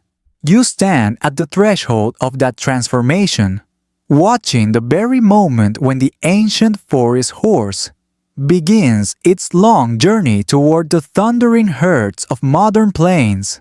But here, under the soft evening light, they remain caught between two worlds, not yet the galloping giants of tomorrow, but no longer fully at home in the dense green sanctuary that first birthed them. Their feet tell the story best, the fading toes, the strengthening center, and the emerging hoof. One careful step at a time, they are walking toward their future. The following days take you deeper into the new world unfolding before these tiny horses. The forest, though still standing, feels less like a kingdom now and more like an island surrounded by an expanding ocean of something entirely unfamiliar: grass. Everywhere you turn, patches of short, hardy grass creep between once dense shrubs, weaving across dry soil like green lace. This isn't the towering grass of later savannas, but rather an early scruffy invader, rough, wiry, persistent. It grows where leafy plants no longer thrive, marking the slow but certain expansion of grasslands across the landscape. For the tiny horses, this shift presents both a challenge and an opportunity.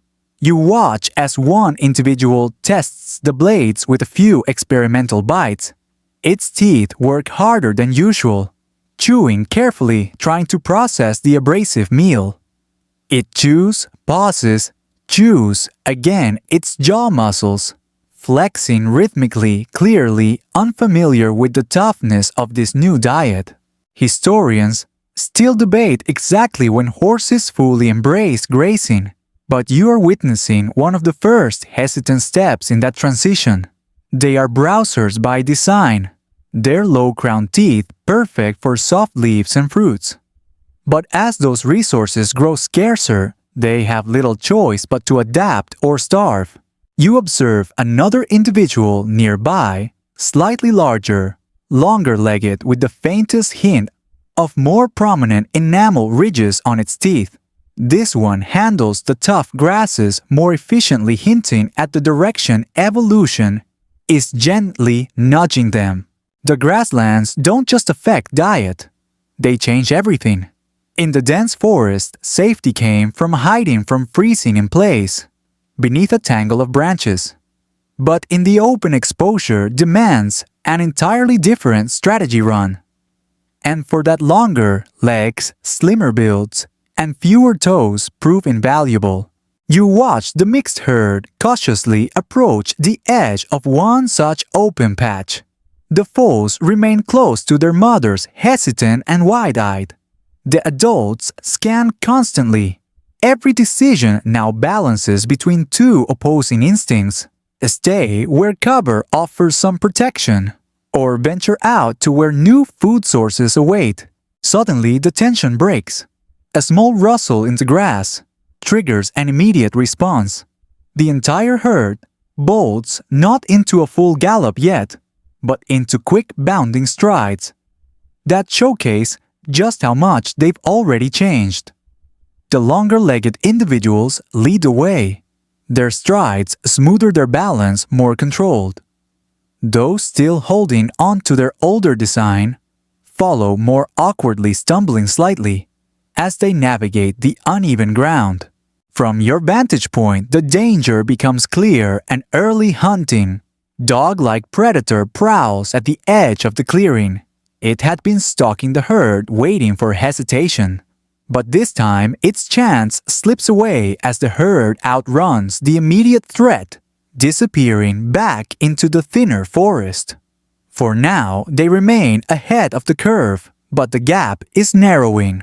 Historians still argue whether predation pressure or changing climate played the greater role in shaping these evolutionary leaps. Likely, both forces work together. Grass encouraging open spaces, encouraging speed, inviting faster predators. It's the classic evolutionary arms race, unfolding right before your eyes. As you catch up with the herd in the safety of denser brush, you notice another subtle shift. Their behavior is evolving too.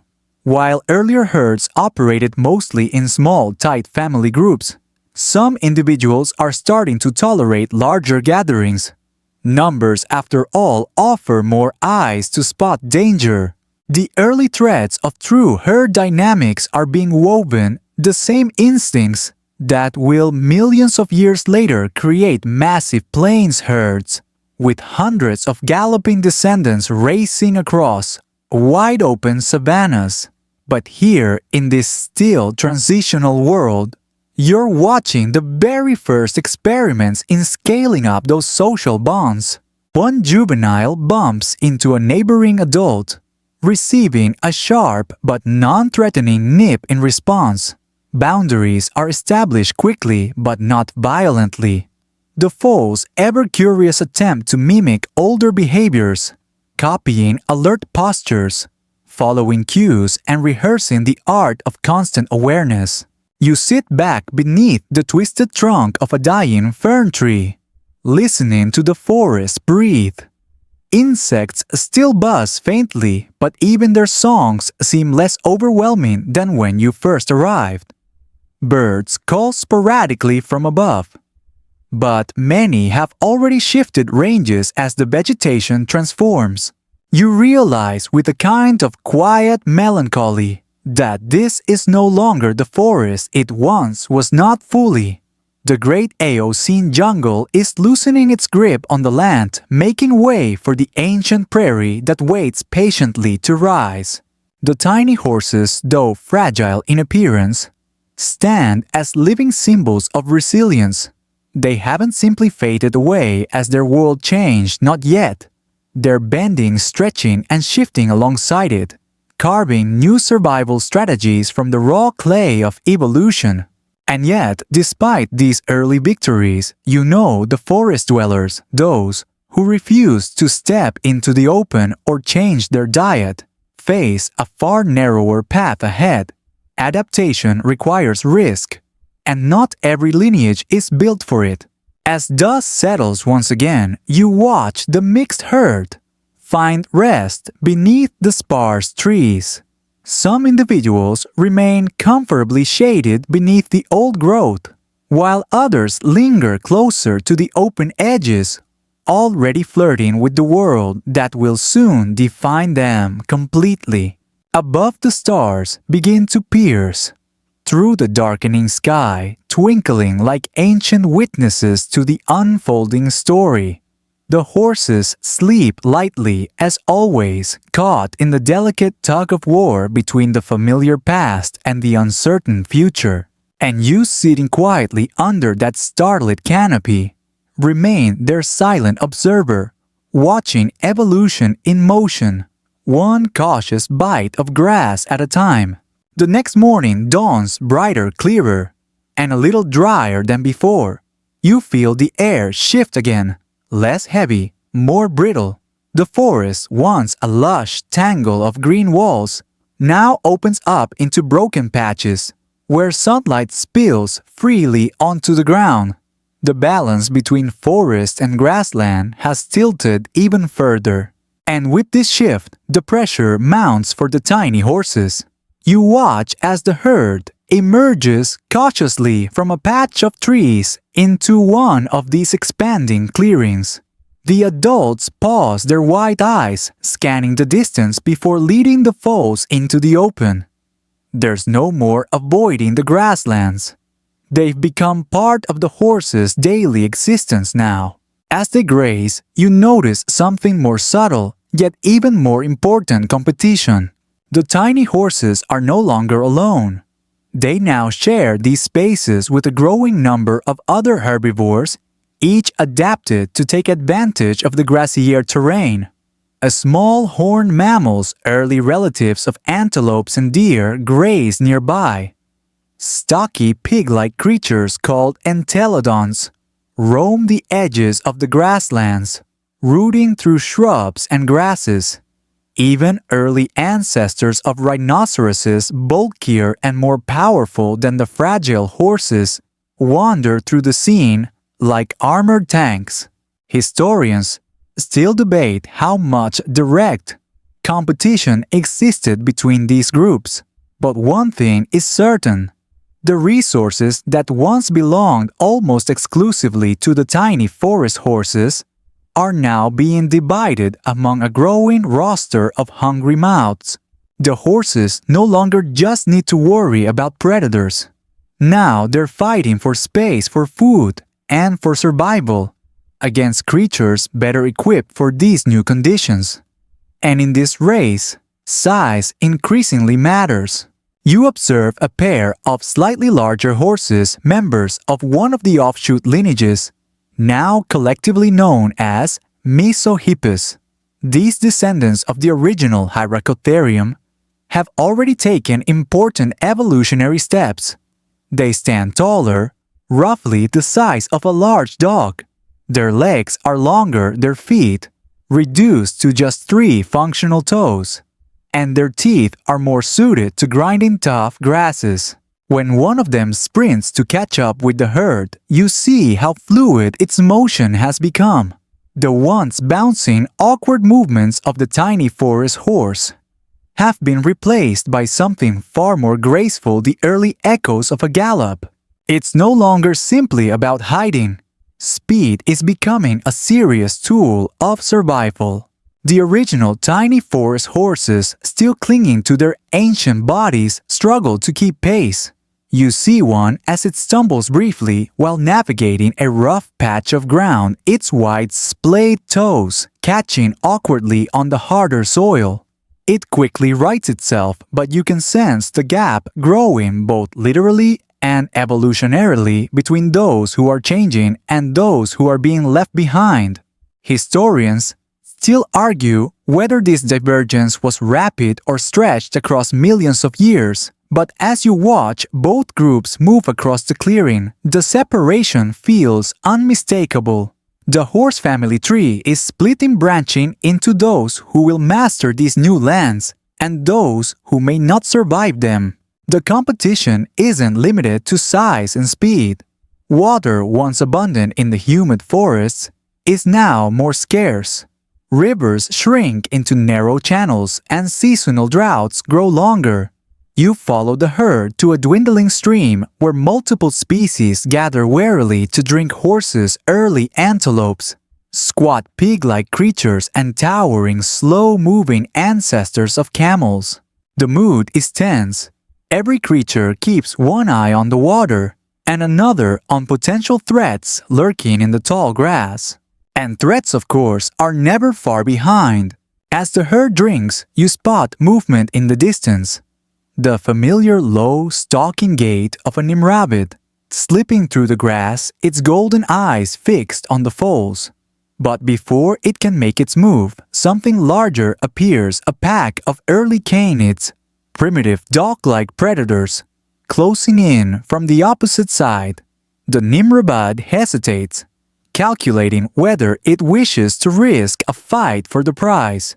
Historians still debate which predator groups pose the greatest threat to these early horses, but in this competitive world, danger came from every direction. Predators weren't just evolving for speed. They were also testing cooperative hunting, forming loose packs that increased their efficiency. The horses respond immediately. The larger, faster. Mesohippus leap into swift arcing escapes across the open ground. their longer legs eating up distance rapidly. The smaller, more primitive individuals scramble after them, unable to maintain the same speed, but following, desperately driven by survival instinct. For several heart-pounding moments, the clearing is alive with motion predators, dashing prey, fleeing, and the eternal contest playing out yet again. But this time, fortune favors the horses. The predators break off, perhaps recognizing that no easy meal awaits today. As the herd regroups at the edge of the forest, panting and alert, you realize that each of these chases serves as another round of natural selection. The slower, less efficient individuals face constant risk, while the stronger, faster ones carry the next generation forward. And with each generation, the gap between them grows wider. The forest horses you first met, the tiny, delicate Hyracotherium, are becoming a shrinking minority in this mixed herd. Their world is vanishing and the survivors are being swept into something entirely new. A land ruled not by shadows and leaves, but by speed, endurance, and wide-open sky. As twilight settles over the landscape, the herd settles too, finding rest among scattered shrubs beneath a vast, cloudless sky. The forest, now far behind, is little more than a dark outline on the horizon, and you sit quietly once more, watching as evolution quietly writes its next chapter, one hoofbeat at a time. Morning arrives on the growing grasslands, bright and sharp. The sky stretches endlessly above you, cloudless and pale blue, as if someone has wiped the world clean of the dense, heavy canopy that once ruled this place. The tiny herd now moves across a very different world than the one you first entered. Open fields replace tangled undergrowth. Where once vines coiled around towering trees, now the grass waves in gentle rolling swells, rippling under the cool breeze. The Hyracotherium descendants have adapted impressively, at least those who could. You scan the herd and see fewer of the original cat-sized creatures. The majority are now slightly taller, leggier and leaner, resembling Mesohippus and their various offshoots. Those soft white toes of their ancestors have narrowed into firmer, more focused feet, still showing 3 toes but with the center toe dominating. The hoof is almost here. Evolution is nearly done with its patient sculpting. You notice how these horses now hold their heads differently. Instead of constantly dipping to search for low shrubs and soft leaves, their heads stay lower to the ground for longer periods, sweeping rhythmically through the thickening grass. Their teeth too have transformed taller crowns, stronger enamel and more grinding surfaces built to handle the silicate-rich blades that earlier generations struggled to eat.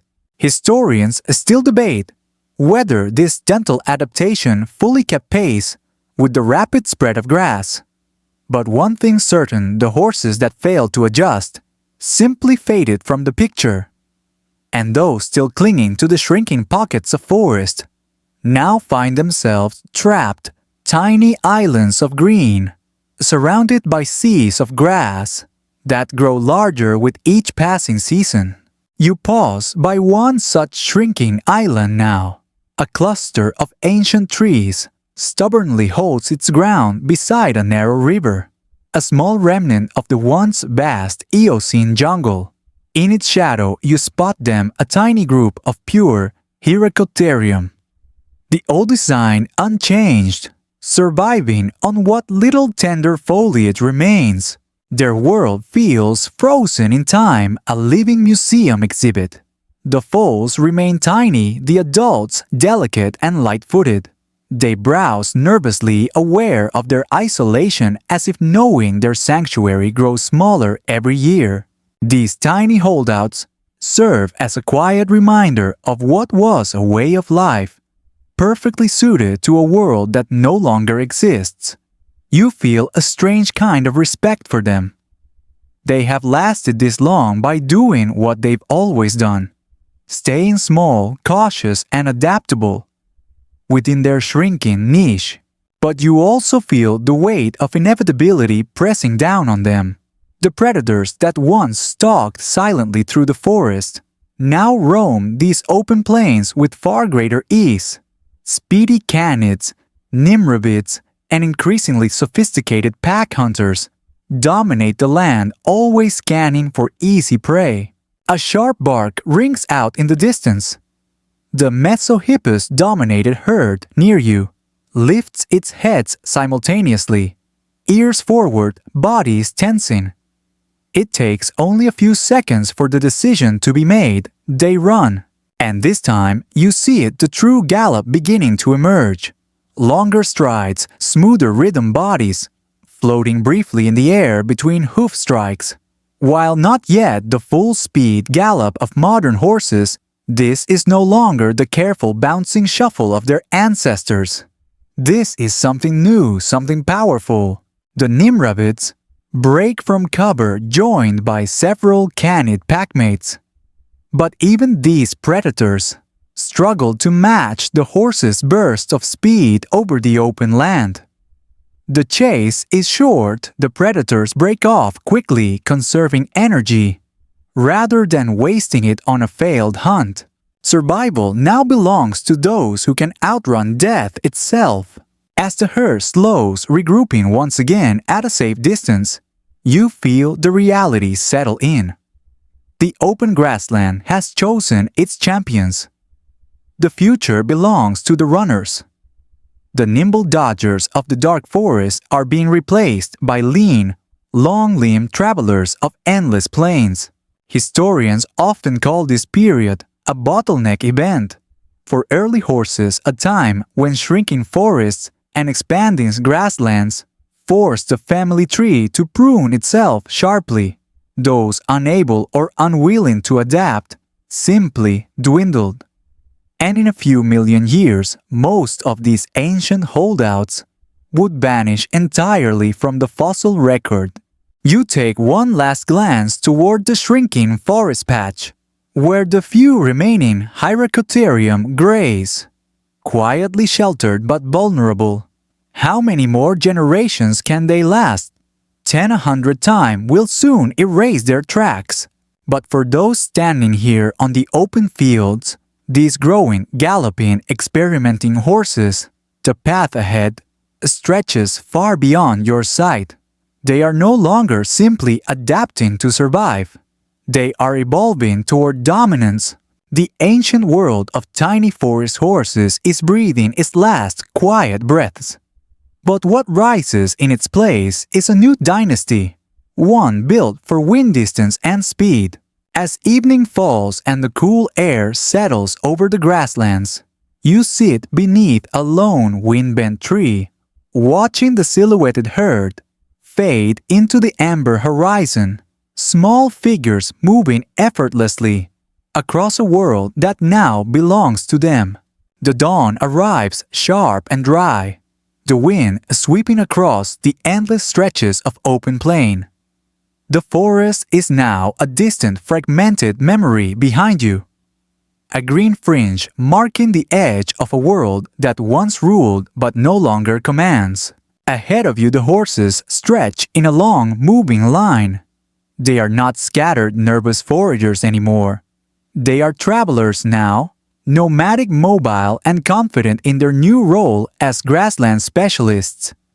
You watch them flow like a river of movement across the wide fields, covering distances their ancestors could barely imagine. These are no longer your tiny Hyracotherium. The modern lineage has taken firm root. The dominant species now belong to the likes of Meohippus, larger, stronger, and fully invested in the new grassland lifestyle. The transformations are striking. Legs have lengthened even further, allowing for both bursts of speed and efficient long-distance travel. Feet once broad and spread with multiple toes have narrowed. two side toes remain as vestigial nubs while the central toe has thickened into a near-complete hoof. The process of becoming fully hoofed is all but finished. Historians still debate the exact moment when the classic hoof evolved into its modern form, but here in front of you the design is practically complete. The hoof concentrates their weight into a hard, shock-absorbing point, allowing these horses to run faster and farther across the firm grassland soils without injury.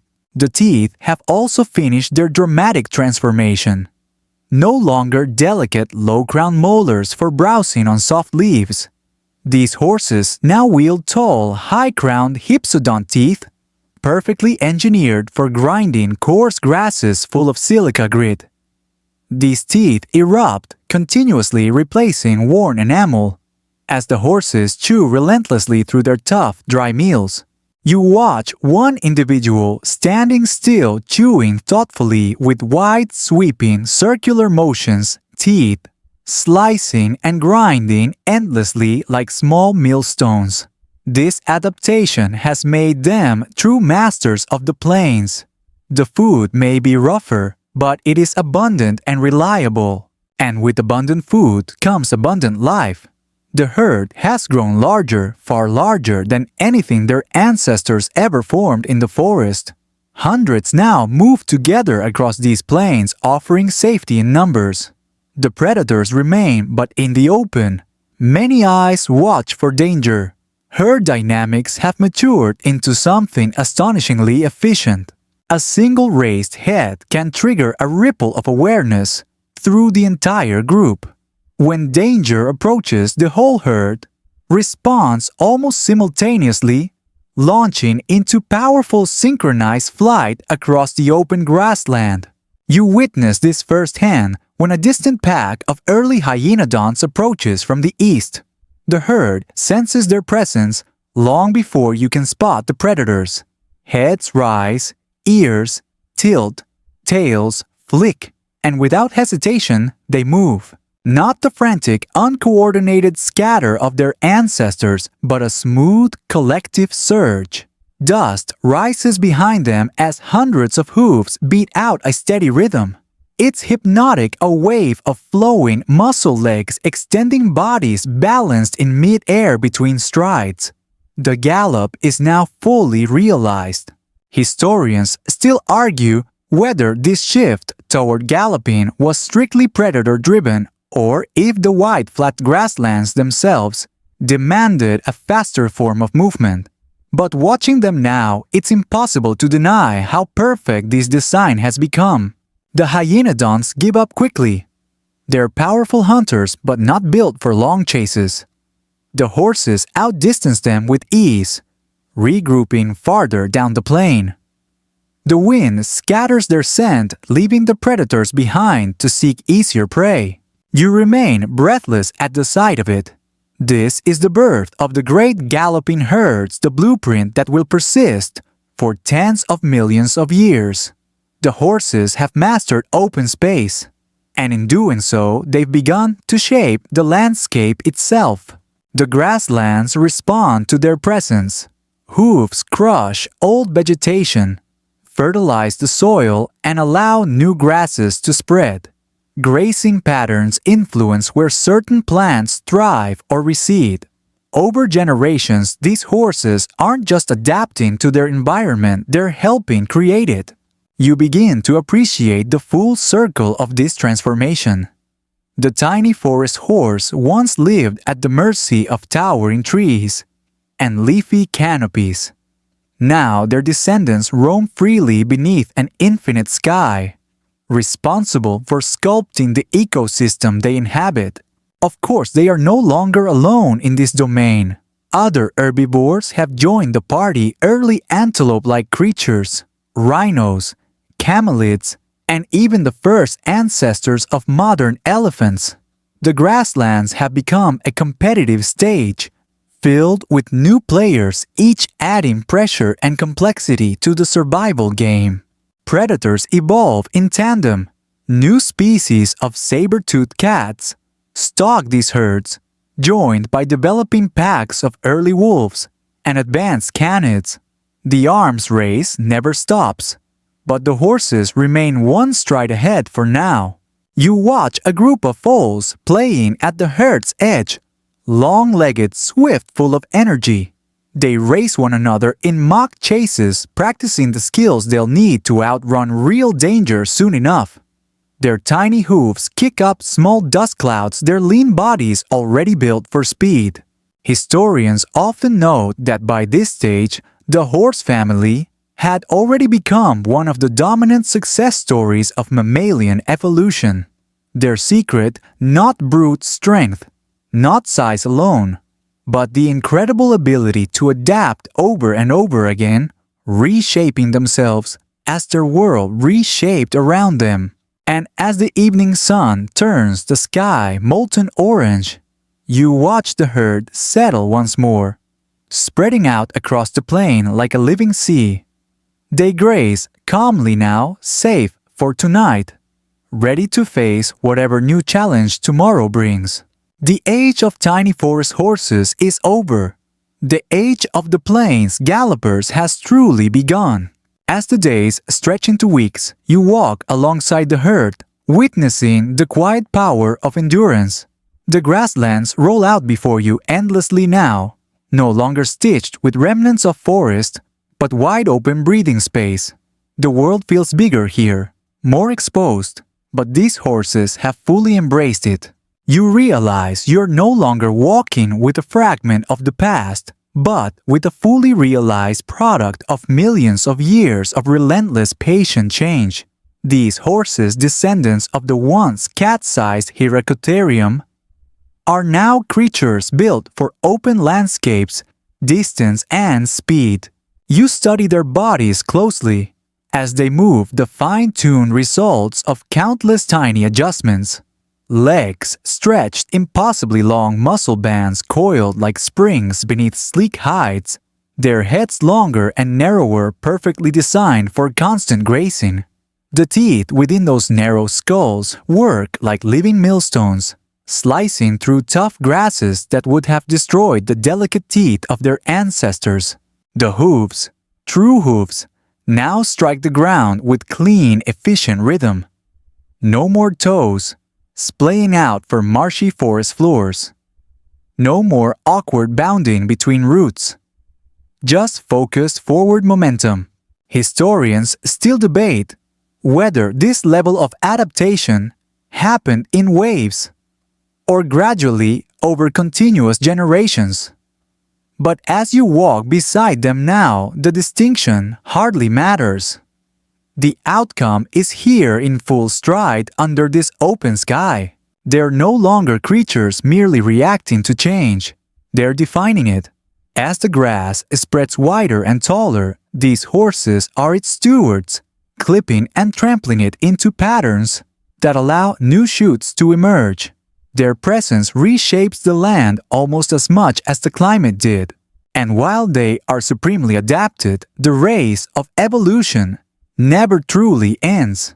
You see predators in the distance, still watching larger saber-toothed cats now. Packs of developing canines with increasingly complex pack strategies. Early wolves honing their coordination and endurance. The horses have adapted to outrun the short chases, but now the predators practice patience, cooperation, long pursuits, forcing the horses to evolve still further. Foals born into this world already carry the genes for these advantages. You watch a group of young ones learning early lessons, sprinting practice alert body language and staying close to the safety of the herd's core. Playful, yes, but underneath a biological rehearsal for the very real dangers that stalk the horizon. The herd's social structure has matured too. Small family units form inside larger collectives. Mothers mentor daughters. Experienced stallions keep order. Juveniles follow the movements of elders who've survived dozens of seasons and know the subtle signs of approaching threats. Historians still argue how much intelligence plays into these complex herd behaviors, whether it's instinct layered with experience or some deeper cognitive social understanding. Likely, it's a careful mix of both. But no one disputes the fact that their organization has become one of their strongest defenses. The wind sweeps across the plain, rippling through both the tall grasses and the horses' short coats. Their bodies move almost in sync with the landscape like part of the earth itself. You can almost forget these animals were once tiny, fragile forest creatures hiding beneath ferns. You look up toward distant hills. Beyond them lie new frontiers the horses will someday cross: North America, Asia, Africa, even Europe. Some species will grow even larger, evolving into the massive draft horses of future farms. Others will shrink and adapt to mountain trails or desert basins. But right now, here, you stand with them at the height of their earliest golden age, a kingdom of hooves, grass wine, and sky. You close your eyes for a moment, hearing only the steady drumbeat of their hooves. It's not just a sound, it's a rhythm, a heartbeat of evolutionary triumph. They have outlasted ancient predators, climate shifts, competition, and shrinking forests. And now, as far as the eye can see, this world belongs to them. The tiny horses that once tiptoed nervously beneath towering trees now rule the plains with confidence. Their journey is not over. More changes will come, more adaptation required. But standing here beside them, you can't help but feel you've witnessed something almost miraculous, the rise of one of Earth's greatest survivors. And now, as the stars begin to appear one by one above the endless grasslands, you allow your breath to slow. The hooves grow softer in the distance, fading into the hush of night. The warm breeze brushes your skin, gently carrying with it the faint scent of grasses swaying beneath the moonlight. You feel the immense time that has passed, millions of years each filled with quiet, patient change. Creatures adapting landscapes, shifting dangers rising and falling. The forest, once dense and dark, has given way to open sky. But the horses have always moved forward, always adjusting, always enduring. Their soft snorts echo faintly like whispers across the plain. The distant calls of night birds blend with the chirping of insects, composing nature's gentle lullaby. The world breathes slower now, as if resting after its long, magnificent labor. And you rest, too, carried by the rhythm of time, wrapped in the cool embrace of night, knowing that life always finds its way forward, step by step, hoofbeat by hoofbeat. Sleep well. The tiny horses are safe tonight.